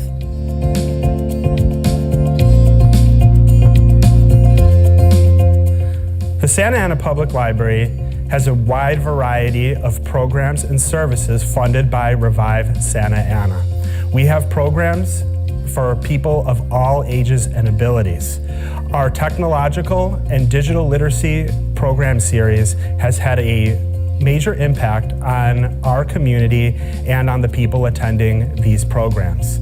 For example, we have a Astound Robots in Residence program, which focuses on youth and teens on the spectrum.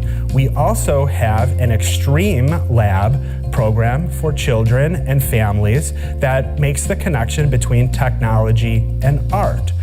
We also have a great program for seniors, which is our Appy Hour program. This program focuses on bringing seniors in to get help with lots of different devices, such as phones, iPads, Android tablets, and more. It allows for our staff to connect with seniors, build a community network, and also enables seniors to become more confident in their own digital literacy and technology skills.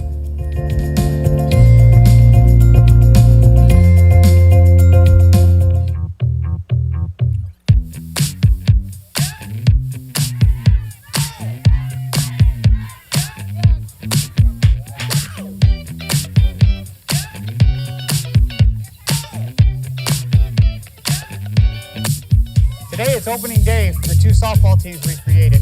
We have the Santa Ana Bumblebees from the east side of town, and we have the Santa Ana Ladybugs from the west side of town.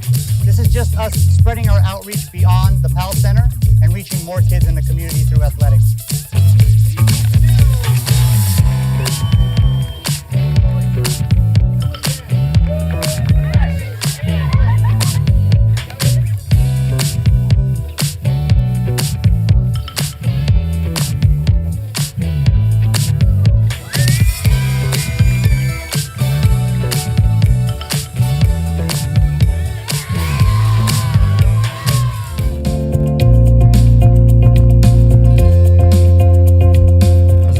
Of the COVID-19 pandemic, the City of Santa Ana had the need to cancel all its events and programming for the community.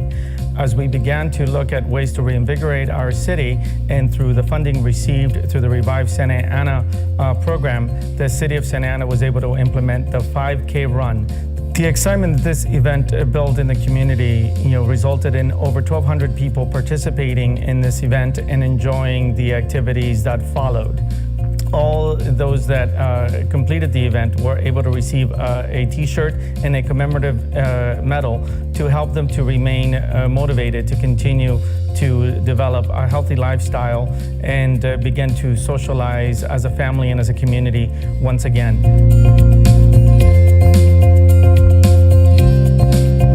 And I want to thank you and welcome you to the first ever Santa Ana Winter Village, and let's give a big round of applause to all our city staff who made this happen very quickly.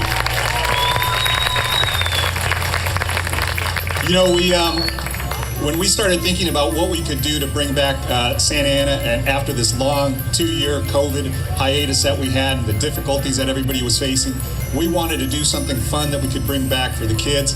And look, many of our families here in Santa Ana haven't even seen an ice rink. They're not able to go out. So we wanted to bring a little bit of winter to them. And look, the weather even cooperated today because it rained, it got cold. So, it feels like Christmas.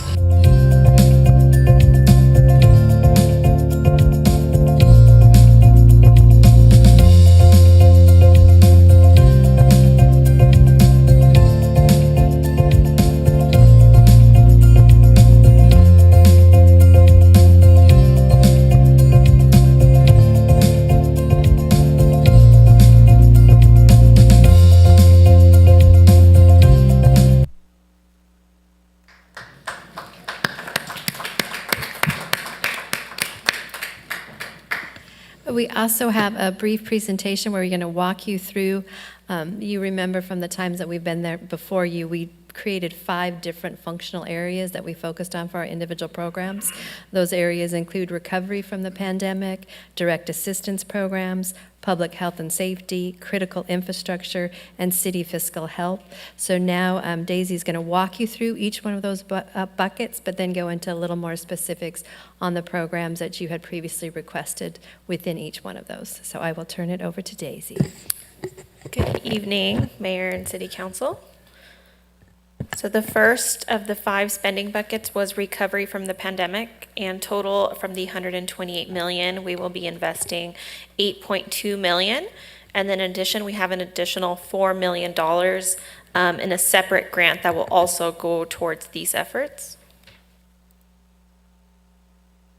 Just a moment.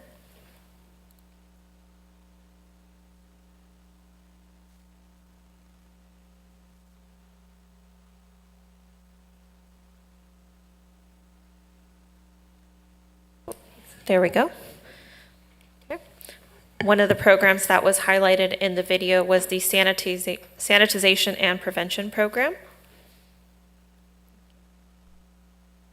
Next, we have the direct assistance program. There's over $22 million allocated in this category for different programs such as after-school and youth sports programs, the food distribution programs, as well as the resident direct assistance. We also have public health and safety with a total of $34.2 million. A majority of this staff is proposing to allocate towards the addition of additional park and open space. We also have critical infrastructure. A lot of these are one-time investments, major investments in the city, including a large investment in a full transformation of our main library, as well as the expansion of an additional library and major community center renovations or upgrades. And last is our city fiscal health with over 12 million invested there.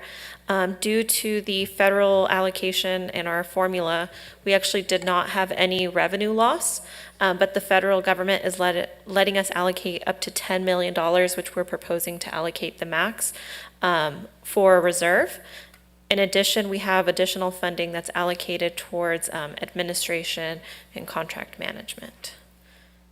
That concludes my presentation. Great, thank you for that brief presentation, and let me go ahead and bring it back to the City Council to see if there's any members that have any questions or comments. Councilmember Hernandez? Yes, thank you, Mayor Sarmiento. Fantastic presentation. I just want to thank city staff and everybody who helped make this possible. So thank you, Daisy, for presenting such a thorough document. My question pertains to mental health. My understanding is the last year that we had some mental health monies allocated, are there any monies that are still left over that maybe organizations did not apply for? Yes, so we still have the full $1 million allocation there. This has actually not been spent. Staff is preparing the RFP, and that will be available soon for people to apply. So then there would be a total of $2 million.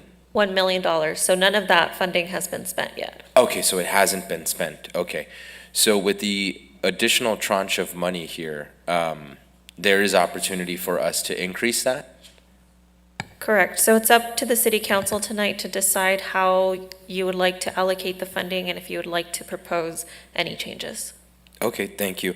I would like to propose to my colleagues to see an increase of 1 million to mental health, taking into account some of the tragedies that have happened here locally, and more recently, somebody took their life at El Salvador Park. And anytime somebody feels like there is no other way out, it's a tragic loss for community. And, mental health continues to be a ongoing topic of conversation. And I think that the right thing for us to do would be to allocate additional monies toward mental health. So I would kindly ask my colleagues to support seeing an increase in mental health from 1 to 2 million. And I'm happy to see that we have infrastructure for our current library at 16 million. I think that that's going to do wonders for our residents to see a library that is up to date. And I just wanted to thank staff for making sure that was included. That concludes my comments, Mr. Mayor. Thank you. Thank you, Councilmember. Let me go ahead and go to the others. Are there any other members on the council that wish to speak on this item? Yes, Mayor? go ahead, Mayor Pro Tem. Thank you. I wouldn't support the additional million, or it's the same million, right? We're just moving it over? Correct. Okay. I wouldn't support increasing it only because I would want to see what that's going towards. You know, when I first got on the council and city manager, I always tell the story where I asked her why we didn't have more money for sidewalks, and she said, well, I've presented you a balanced budget, and if you can find the 500,000 you want, then God bless it, go for it. So I did. And so I would say that I appreciate looking at, trying to bring more money to the subject matter. I'm not opposed to the subject matter, but I think that we also have to consider what the county provides and also what the funds in addition would go towards. So when I sought 500,000 back in 2020 for sidewalks, that was because I had consulted with Public Works staff, and that was the number they said that we needed in order to really jumpstart the program. So I would just ask that if we are going to look at moving monies around, that we have some consideration as to what specifically those funds would go to. I'm sure there's programs out there. There's always something that we can spend the money on, but I would like us to be a little more surgical and specific when we get to that point. So, but I do want to echo the sentiment of thanking our staff for the presentation and thanking our staff for combing through and coming up with these proposals for us. And my understanding is we'll have more specific allocations as we go forward, as we award contracts for the specific items, correct? That's correct. So as you've seen on previous agendas over the year, any item will come back to council for you to award specifics. So this is just the general buckets for now, but the actual specific surgical appropriations will come down the road. Correct. Okay. If I may clarify, so Mayor Pro Tem, we are asking for the appropriations tonight with this item, and then just the overall categories like we did with the first tranche. But as Daisy mentioned, spending those dollars will require bringing back the individual items for your approval. Right, I'm sorry, I was misusing the term appropriation. So we're appropriating, excuse me, we're appropriating tonight, but as far as the actual approval for the specific items, that'll come at subsequent items. Okay, thank you, Mayor. Thank you. Any additional comments? Anybody online? I do not see anybody with their hand raised, Mayor. I don't see anybody else here with their hand raised either. So let me just bring it back and make some remarks on this. So thank you for the presentation. Really glad that this second bundle of money is here. And really, we're just appropriating the second, I guess, 64 million, is that what it is? So I see that as a good thing, that it's here, and I believe we have, under the guidelines from the Department of Treasury, till 2024 to allocate that, or has that changed? That's correct. So we have until December 31st, 2024 to obligate those funds, and 2026 to actually spend those. Excellent. So the important thing is that we have it, and I think we have general categories that I feel comfortable with. I tend to agree with Councilmember Hernandez that there should be some adjustments, and maybe there's some adjustments that that are no longer as pressing, right? I think you had mentioned on the city fiscal health, the Department of Treasury said we could spend up to 10 million for that. Are we required to spend that entire 10 million?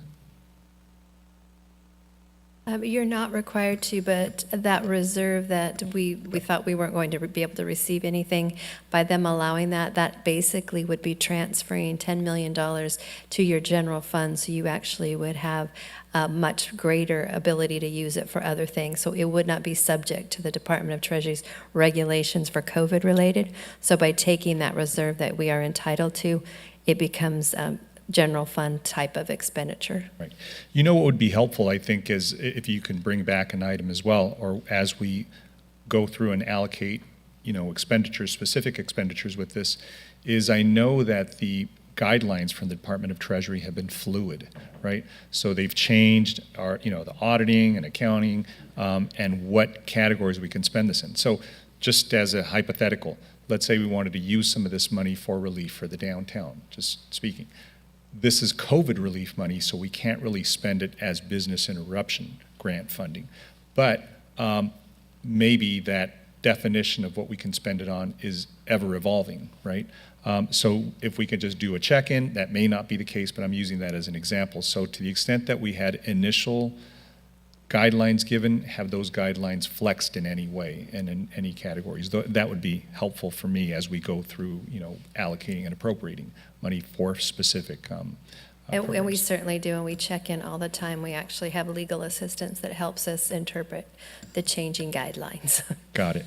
And then finally, I would just say, to the question of what's been spent, and maybe, to your point, what hasn't been spent yet, what hasn't been dedicated, because we have time, right? For some of these, as you said, we have till the end of 2024 to obligate them, and then to expend them before 2026.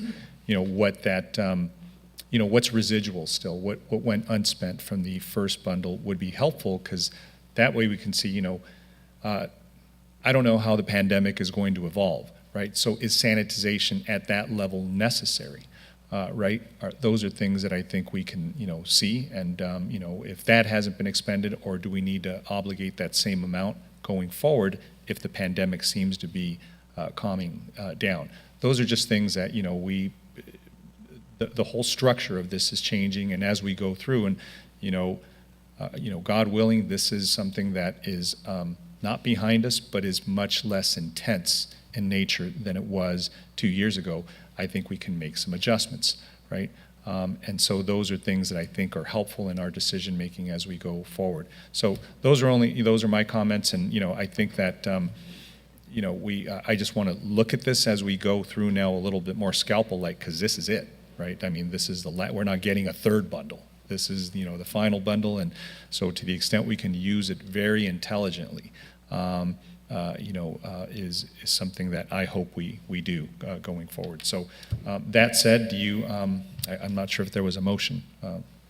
If not, I'll make the motion that we move staff's recommendation. No, second. Great. We have a motion and a second. Seeing no other comments or questions, Madam Clerk, if you'll please call roll. Councilmember Hernandez. Yes. Councilmember Lopez. Councilmember Lopez.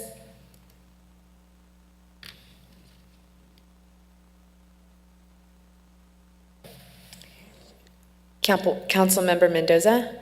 Yes. Councilmember Penalosa. Yes. Councilmember Fan. Yes. Mayor Pro Tem Becerra. Yes. Mayor Sarmiento. Yes. Councilmember, are you still on? Councilmember Lopez? Councilmember Lopez. So sorry, I had to step away from my laptop, but I'm a yes. Thank you. Motion passes by unanimous consent. Great, thank you. Let me go ahead and move along to item number 18, which is the proposed charter amendments, and I'll turn it over to staff for a presentation.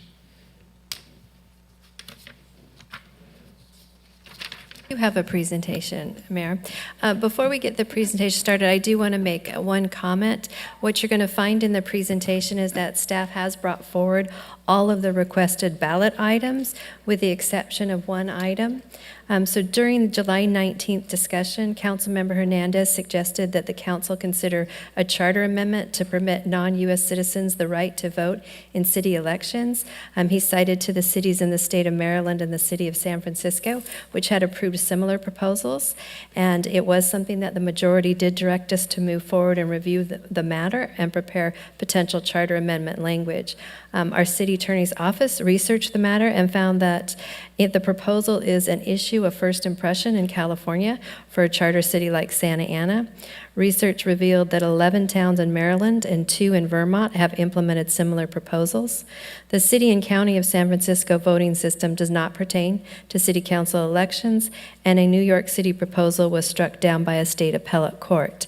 Based on the numerous legal, policy, and implementation questions that need to be addressed, the City Council was informed that the necessary work could not be completed in time to meet the state and county deadlines for our November 22 election. So you will see this item is not a part of this presentation. However, the Council may refer the matter back to the Charter Ad Hoc Committee for further discussion or direct staff and legal to perform further research and feasibility analysis. And with that, I will turn it over to Daniel Soto.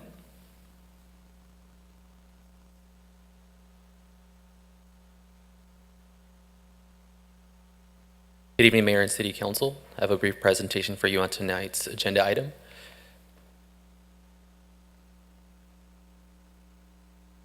Just a quick background. The discussion on the proposed charter amendments that we are presenting for you tonight began in 2020 with an ad hoc committee. Those conversations continued into 2022 with a new ad hoc committee. Collectively, the ad hoc committee in 2022 made a recommendation to move forward 16 administrative or cleanup items that were discussed by the City Council on April 5th and at the July 19th City Council meeting. The City Council at the July 19th City Council meeting also recommended that staff prepare 2 additional charter amendments, one to implement a lifetime ban and one to change the voting requirements to approve the city budget. The lifetime ban eliminates the 8-year cooling off period that's mentioned in the charter, and what that means is that once the mayor or council member completes their term, they are no longer eligible to serve on the city council. Regarding the voting requirement item, the charter currently provides that the city budget must be approved by a majority vote. The proposed amendment would change that voting requirement from a majority vote to a 2/3 vote. Those charter amendments are placed together in one ballot question, and the ballot question is on your screen tonight. What we have in tonight's staff report and agenda packet is the proposed resolution and the documents necessary to move this item forward.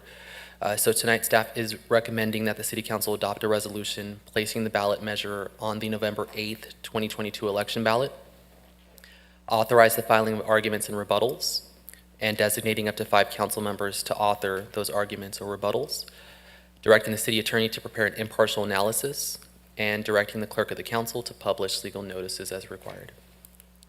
Thank you. Thank you for that presentation. Let me go ahead and bring it back to the City Council. Let me call on myself just because I have a couple of questions on this and a couple of comments. So first on the comment by the City Manager, I do want to expand on that a little bit because I believe there was majority direction to bring back the item that was for non-citizen voting. So I know that the City Attorney's Office sent us a communication. I think it was well analyzed. I think it basically said that we're also this is also a difficult question to address because of time. I think this is, again, a novel first impression item that would be coming before this city council as a charter city and a state that really hasn't had this question presented, and for us to be able to prepare properly and given what just happened in San Francisco would be difficult. And I think, I do agree with that, but I don't want the public to believe that or to interpret us that we pull this off independently. I think this was on the advice and on the opinion of the city manager and their analysis, and I do think that the question is a fair one to ask. I think that this may be for a future council to tackle. I think that this may be a future question for a school board to tackle, because if you look at other cities that have implemented this, they've always started first with a school district or a school board tackling this, because there is a nexus between somebody who has a child in a school district and a parent who isn't able to make any decisions on policies affecting their family. So that's normally the way I've seen some of these cases first come before municipal bodies, is that first they go to a school district or a school board for that question to be presented. Nonetheless, the overturning of the San Francisco ordinance was one that I think is telling. Is going to we're going to have to read that opinion a little bit more in detail to find out what what occurred, what arguments there were there. What I saw was interesting is that San Francisco was its own city and county. So the questions we would have had to have addressed to bring this before the board, before the voters, and simply all we wanted to do was let the voters decide on this question. This is something that impacts them. But it was much simpler to do in San Francisco because they are their own city and county. Here we would have had to have gone to the registrar because there would have to be communications on what criteria there is, and then the county would have to approve that as well. And I also felt a little discomfort with the fact that the question that maybe those petitioning residency status or in the process of filing a petition for residency status, how this implicates them. So if they were to answer a question in their process of applying for residency or naturalization and you vote, that could harm their petition, and you only get one bite at that apple. You don't get a second one. So those are questions that were so open-ended that, again, this is the 11th hour to do something that didn't make a lot of sense and was irresponsible, I think, for us to not irresponsible for us to discuss it, but irresponsible for us to go forward and make a decision now without having done that investigatory work. I think a question like this coming in 2024, because that's the next time it would come before, possibly come before the voters, that is a fair question to ask. And I think that hopefully we have plenty of time to do some real responsible research, effective, studies into other cases and how they've come out. But I think it's an extremely fair question to ask. I just think that time was not on our side on this one, and I do agree with the city manager. That's one. The other one was, I know that there was majority support from this council on salaries or a compensation for the council, and I know what really didn't move the needle on that was the approach and the formula that was used, and I believe the formula was 66% of a judge's salary for the mayor, and then for the council members 66% of the mayor's salary. So I didn't agree with that analysis. That didn't mean I didn't agree with the whole concept of compensation for the council. In fact, I do believe that a council should be compensated. So a question I had, Madam City Attorney, isn't there something that we could do unilaterally as a body without going to the voters. Isn't there something in our charter that allows us to trigger that? And again, it's a question, I think it has to do with CPI, right? And, us making a decision on our own to be able to do that. I'm going to check. I remember I drafted your last charter amendment, so let me take a look at that real quick, and then I'll be able to answer that question Sure, for and you. then, we'll go on to some other discussions and we can come back.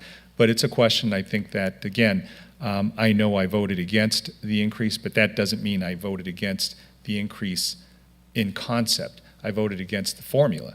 But I think that, to the extent that, for myself, it certainly won't apply to me. So I think I am the most objective person up here to say council members should definitely be compensated, because this is not a part-time job. This is the only city of this size that isn't compensated to some degree more than just a stipend. And it's not a living wage. It's not a benefit. This really does, this really does impact the way you govern and represent people, and thousands of people that we all represent. So in any event, those I think were my first two questions and comments, and now I'll go ahead and bring it back to the council for some of their questions and comments on this. So I can just very briefly, we did find language. So Section 402 currently reads that no increase in the monthly salary shall occur without first being approved by the voters pursuant to a charter amendment. And it does say here that in accordance with section, any amounts paid for tele. So we did provide for the city council members to receive certain types of benefits that can be adjusted, but it does specifically say that the salary cannot change without voter approval. If you had a number that you wanted to address this evening, we can incorporate that into the proposal. It's not that difficult because we had previously prepared something. It just you didn't like the policy that was being recommended. So we could take that matter last if you'd like to. Sure. And then the last question was, I just remember what my last question was. On the lifetime ban, so it's almost confusing. Are you banning a council member from running for mayor at some point? And I know that don't we have a 20-year rule where you can't, go and exceed 20 years? Great question. So I was actually received a few questions about that, and I was going to propose this evening some clarifications and some language that I found. Give a lawyer language and we'll tinker with it forever. It isn't like I didn't have enough time here. But I did, in doing some additional research, found some really good language that the city of Long Beach has in its charter. And what it really does is clarify that these are absolute term limits. The language I would propose would not disallow a council member from serving the 12 years as a council member and then the 8 years as a mayor, or vice versa. But what it would do is make it very clear that if you've reached your term limits, there's no cooling off period. That's what the proposal would do. So if you would like to hear that language, I'd be happy to read it into the record. Great. Well, look, I think at some point you may have that question, but those are two questions, the two last questions I asked on the ban and the compensation, I think. So let's go ahead and bring it back to the rest of the council members to see what their comments are on that. Councilmember Peñalosa. Thank you, Mayor Sarmiento. With that, since we just discussed that, Sonia, with the lifetime ban question, I think the intent of the ad hoc was to have a lifetime ban for council members and mayors as a separate office. So if somebody terms out as a council member, serves 3 terms for 12 years, they have a lifetime ban to serve as a council member again, but nothing stops them from running for mayor, and same thing. So if we could clarify that'd be great. But that at least that was my intent as part of the ad hoc, and in conversations I had with my ad hoc colleagues, I know that was the intent. So wouldn't stop anybody from running for mayor or vice versa. And I know that I wanted specific language in there that doesn't reset clocks, so that the public gets assurance that there's no resetting of clocks for me, for example, that I've served a term. I don't start over and get to serve 3 more 4-year terms. That's not the intent either, and I hope that that's very clear in the language that we have. I'm not supportive of increasing council member or mayor compensation. I am not, no. I know that when the conversation came up, there were a couple formulas recommended as options from the ad hoc. For pay, there was at the comparing it to a judge's pay, because the city of Chula Vista did it that way, and that was, and the other option was just allowing for a, increase in help me out here, Councilmember Frank. There we go. Sure, a blank. CPI increase that would, be under $100 a year an increase, which, or per month, which is not a lot, but, it's I think it'd be a fair way to do it, given inflation and the way CPI has been increasing. That was my recommendation. I know that the discussion was open to see what, and that was the purpose of the last meeting, is to see what the full city council thought, what different recommendations of pay there were. And from what I recall, I didn't hear any. It was just shot down on arrival. Not only the amount, but just considering having council increase pay. So not sure that there was a majority support for seeing council compensation increased. But besides that, I am happy with the staff recommendation. Thank you so much, Daniel, with the work that you've done the last 3 years to bring these forward. The only question I had was for these items, so we could condense them all into one ballot question, and that would be one, I guess, cost, right? One fee. Thank you, Councilmember Peñalosa. Yes, as proposed, all of the charter amendments will be placed as one ballot measure, one ballot question. Okay, and that was what was the price for that? Do you remember? The city clerk's office estimates that the cost will be $100,000 to prepare that one ballot question. Okay. The only comment that I would make, and then I will end, is that if there is a majority support tonight for a potential salary compensation increase by the city council, that is its standalone ballot measure. I would hope that is the case, to be fully transparent with the public, and so that the public understands what they're voting for come November. And that is it. Thank you, Mayor. Thank you. Any other questions or comments from the council? Mayor. Go ahead. Thank you. So to clarify, so we'll have the one ballot measure going forward. So we've determined that all these different items can fit under the one ballot measure. Yes, Mayor Pro Tem. Okay. I think the mayor touched on the issue regarding the term limits and the cooling off period. And it sounds like our city attorney has some language that she wants to read into the record. But before she does that, the other item that I have a little concern with is the proposed section 413 in regards to ordinances and the ability to amend them on the second reading. I think that flies in the face of transparency to do it that way. The way it reads right now, it allows for corrections as discussed by the city council during a second reading. The full statement talks about grammatical or other corrections, but then actual corrections discussed by the council. And I think that if we're going to adopt something on a first read, we're giving the community or the public a chance to see it on the second read as one last chance to weigh in. We shouldn't take that opportunity to all of a sudden bait and switch and try to change it. So I would strongly recommend that this council strike the words "or corrections as discussed by the council" from the proposed section 413. Other than that, I'd be willing to support the items as is. I want to also thank Daniel and city staff, and to think about it, it has been, 2 to 3 years that you've been working on this through 2 different ad hoc committees. So Daniel, thank you for that. As far as the compensation item, I think the real crux is, first of all, amount and how that amount keeps up as time goes on. Because to keep going back to the voters each time, that's why you pay, or you have paid, $1,000 stipend versus something that's more consistent with other cities of our size. So I don't know that we're going to figure that out tonight from the dais, what the appropriate formula or amount was. I think last time when it was brought before the council, there was a sticker shock from folks as far as how much of a judge's salary we were going to try to tie it to. So I don't know if we can resolve that tonight. I do agree with the mayor's comments that given the amount of work that members on this council do and the size of this city, I think our compensation today is outdated. But again, I'm not prepared tonight to try to guess a formula on the fly. And maybe like other ballot questions, maybe it's something better suited for the next election, but I'm open to hearing what my colleagues have to say. But I do reiterate that as far as the language in section 413, I would really recommend that we strike those words. Thank you. Thank you for those comments. Any other?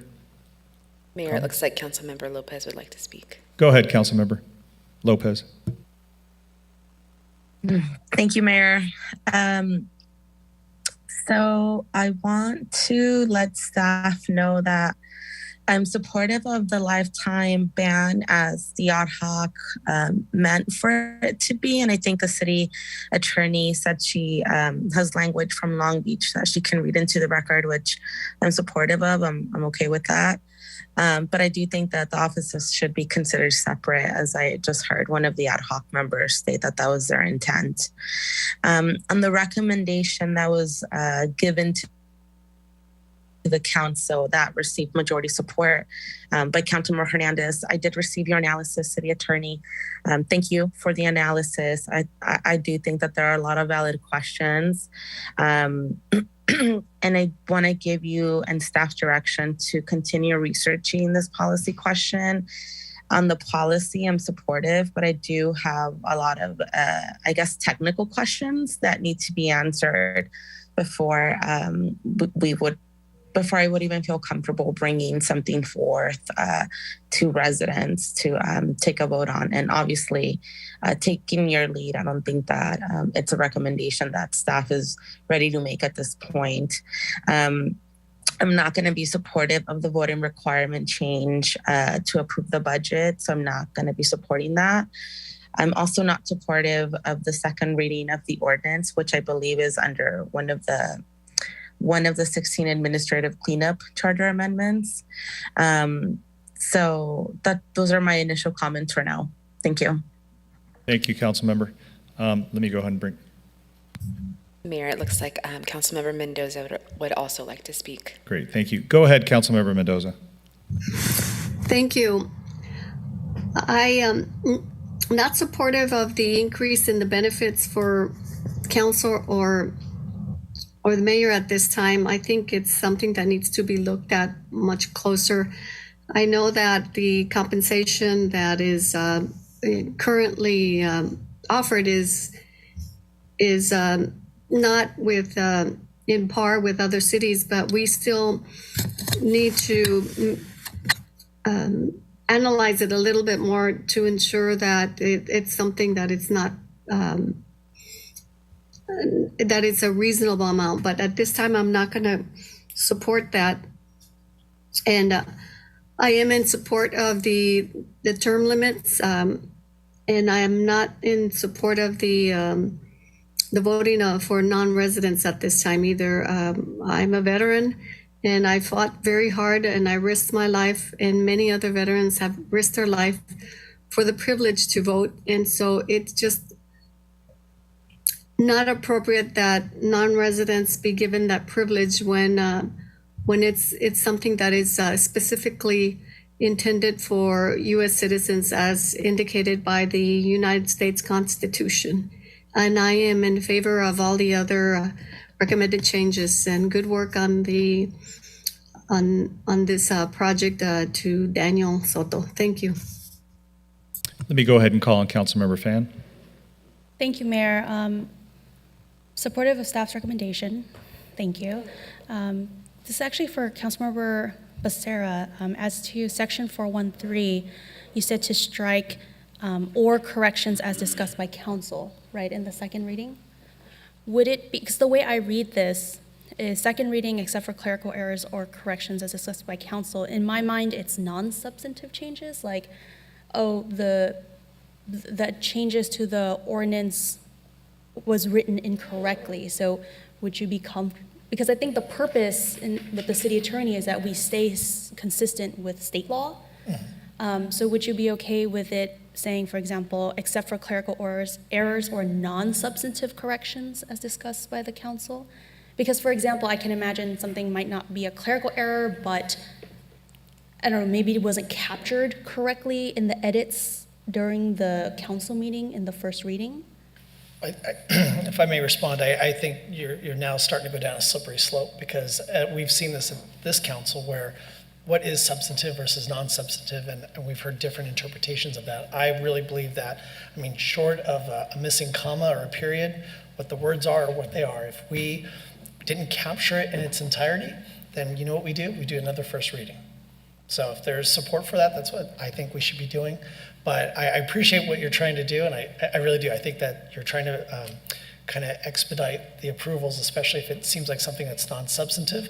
My only fear is that how do we define non-substantive? And I don't know that there's a clear-cut definition. So with the lack of that definition being available, I think that it would be much more transparent and clear for everybody if we just simply said, other than a missing comma or a period, we reverted back to a first read.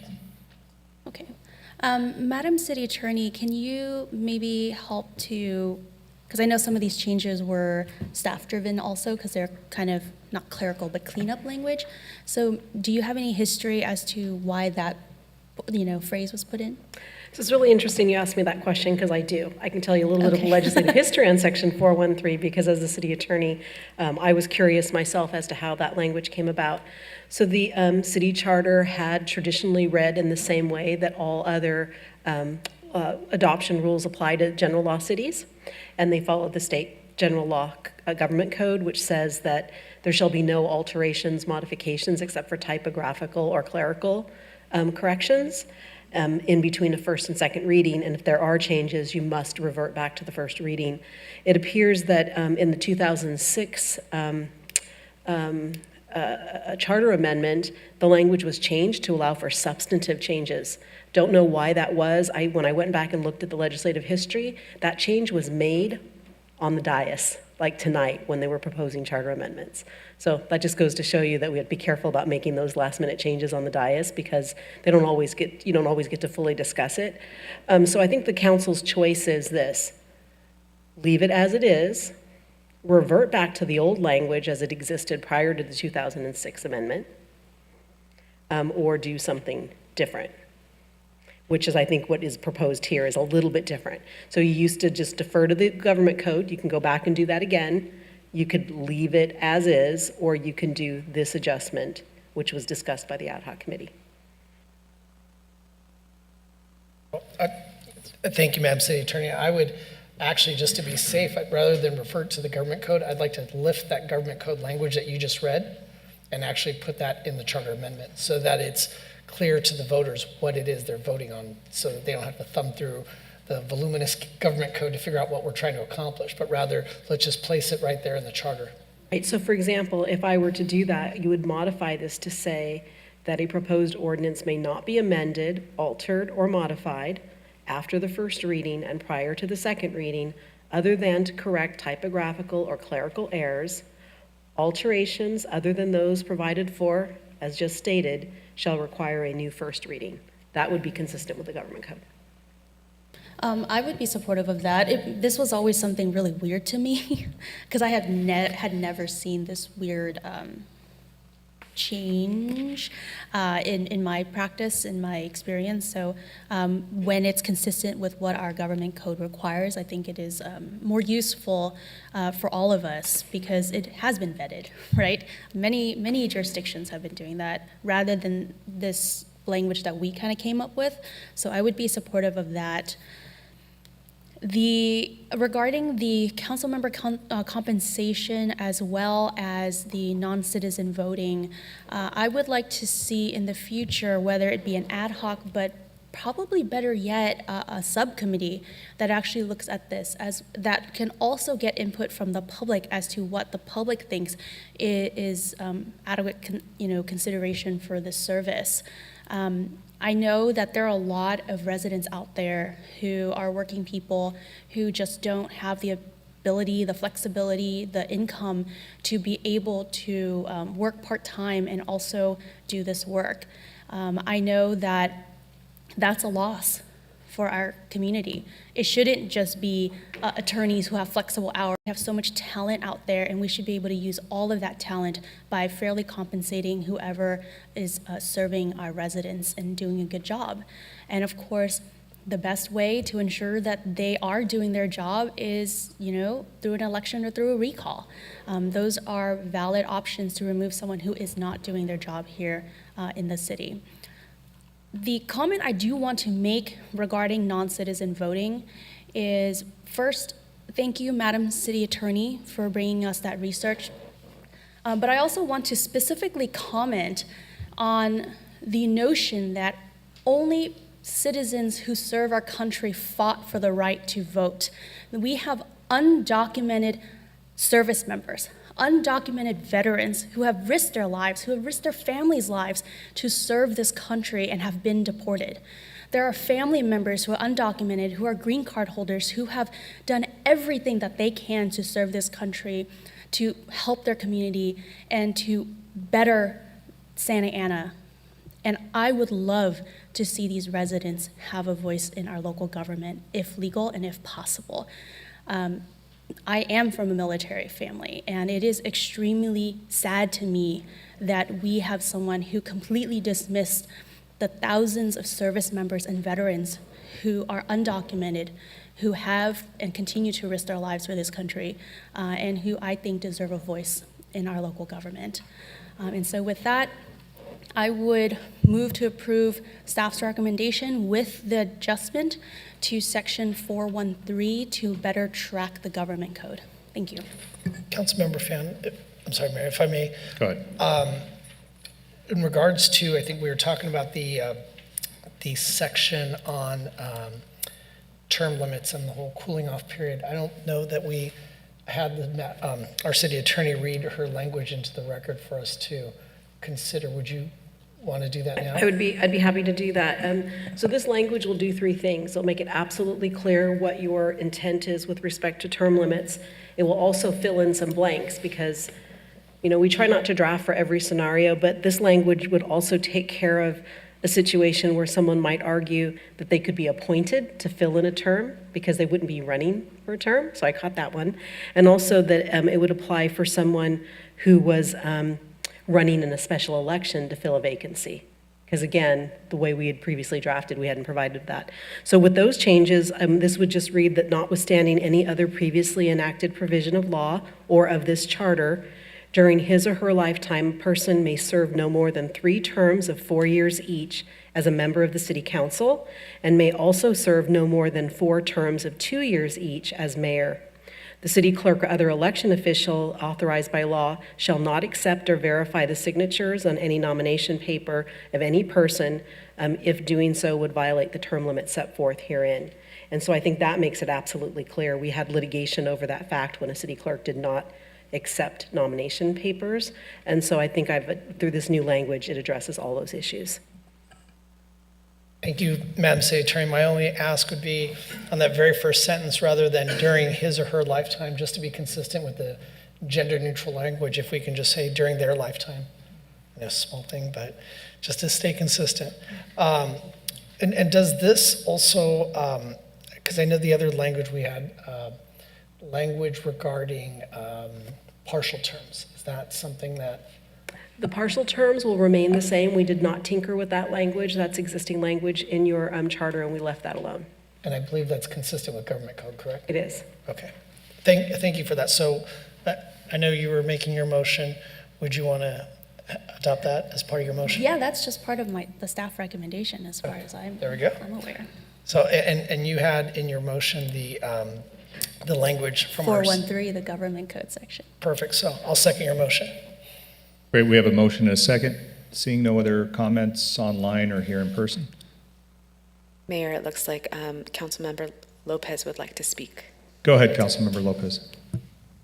Thank you. So, City Attorney, I have a question for you. How difficult would it be for staff to bring us back language if you heard, a council majority tonight in terms of moving forward with compensation and having the voters decide that question?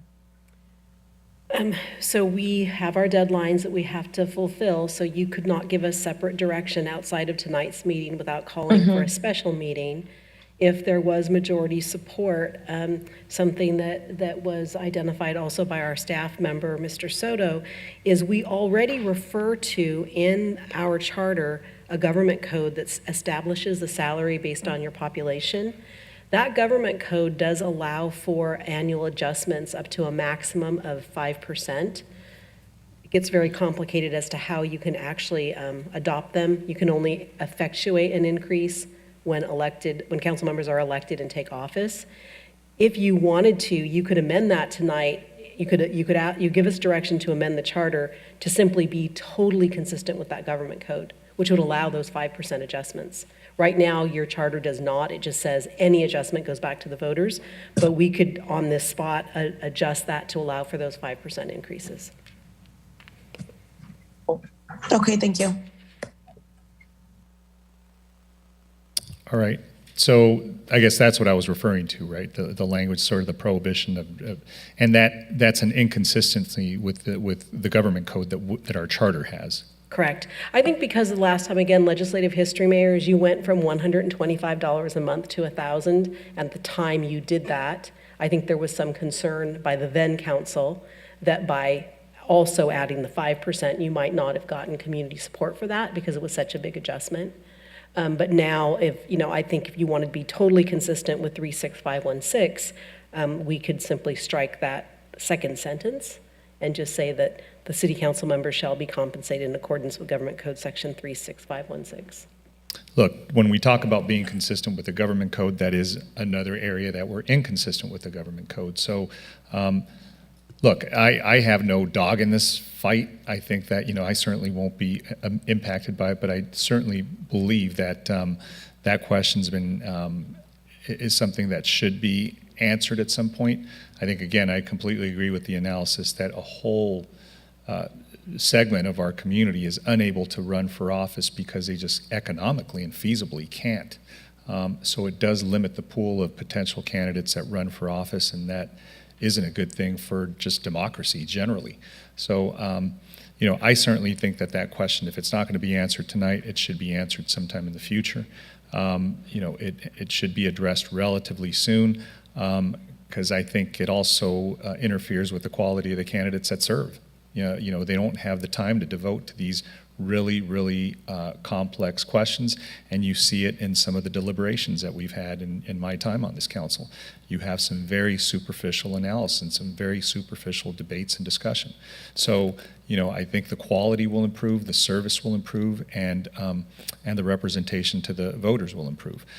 Finally, on Section 413, I think, in the end, it's, what's material, what's immaterial, or what's substantive and non-substantive is going to be a subjective question for the majority of that, of the council members who are going to be moving the item on the first reading. So it's sort of a moot point. But that said, we have a motion and a second on the floor.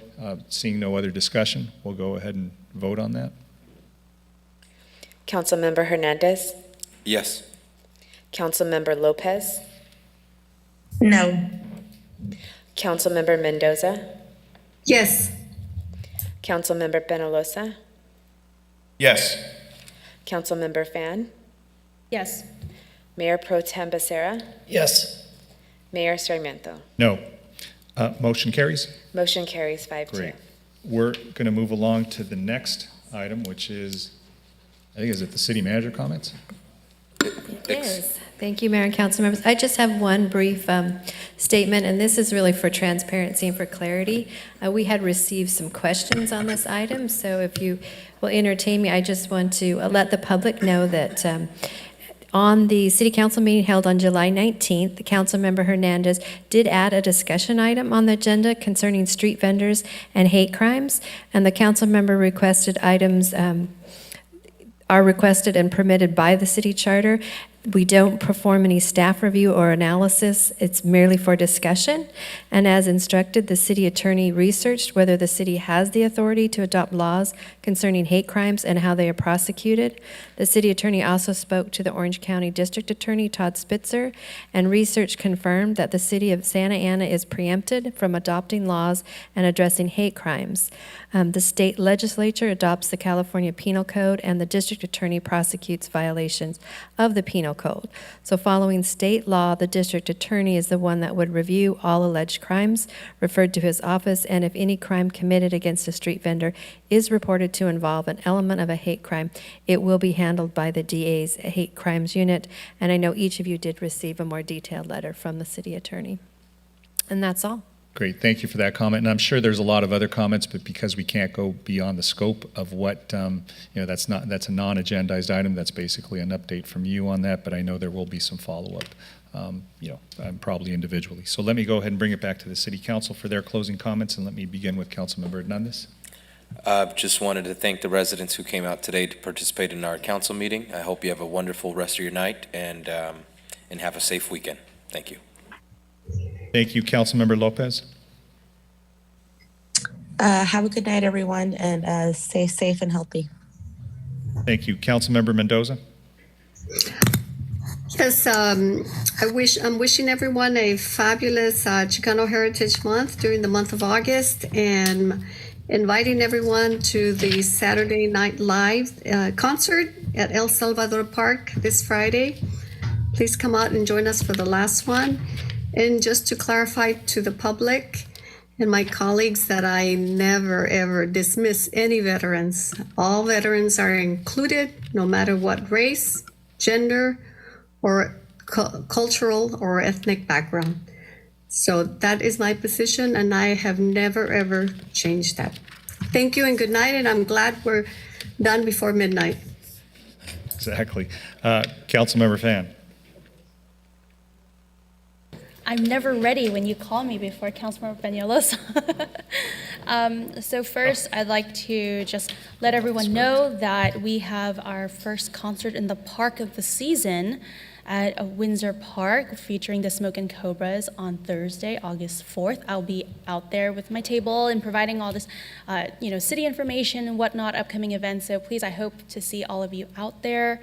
I'd also like to say that, I'm very excited for a lot of the upcoming events that we have this summer, all the events that Parks and Rec and our staff are putting on.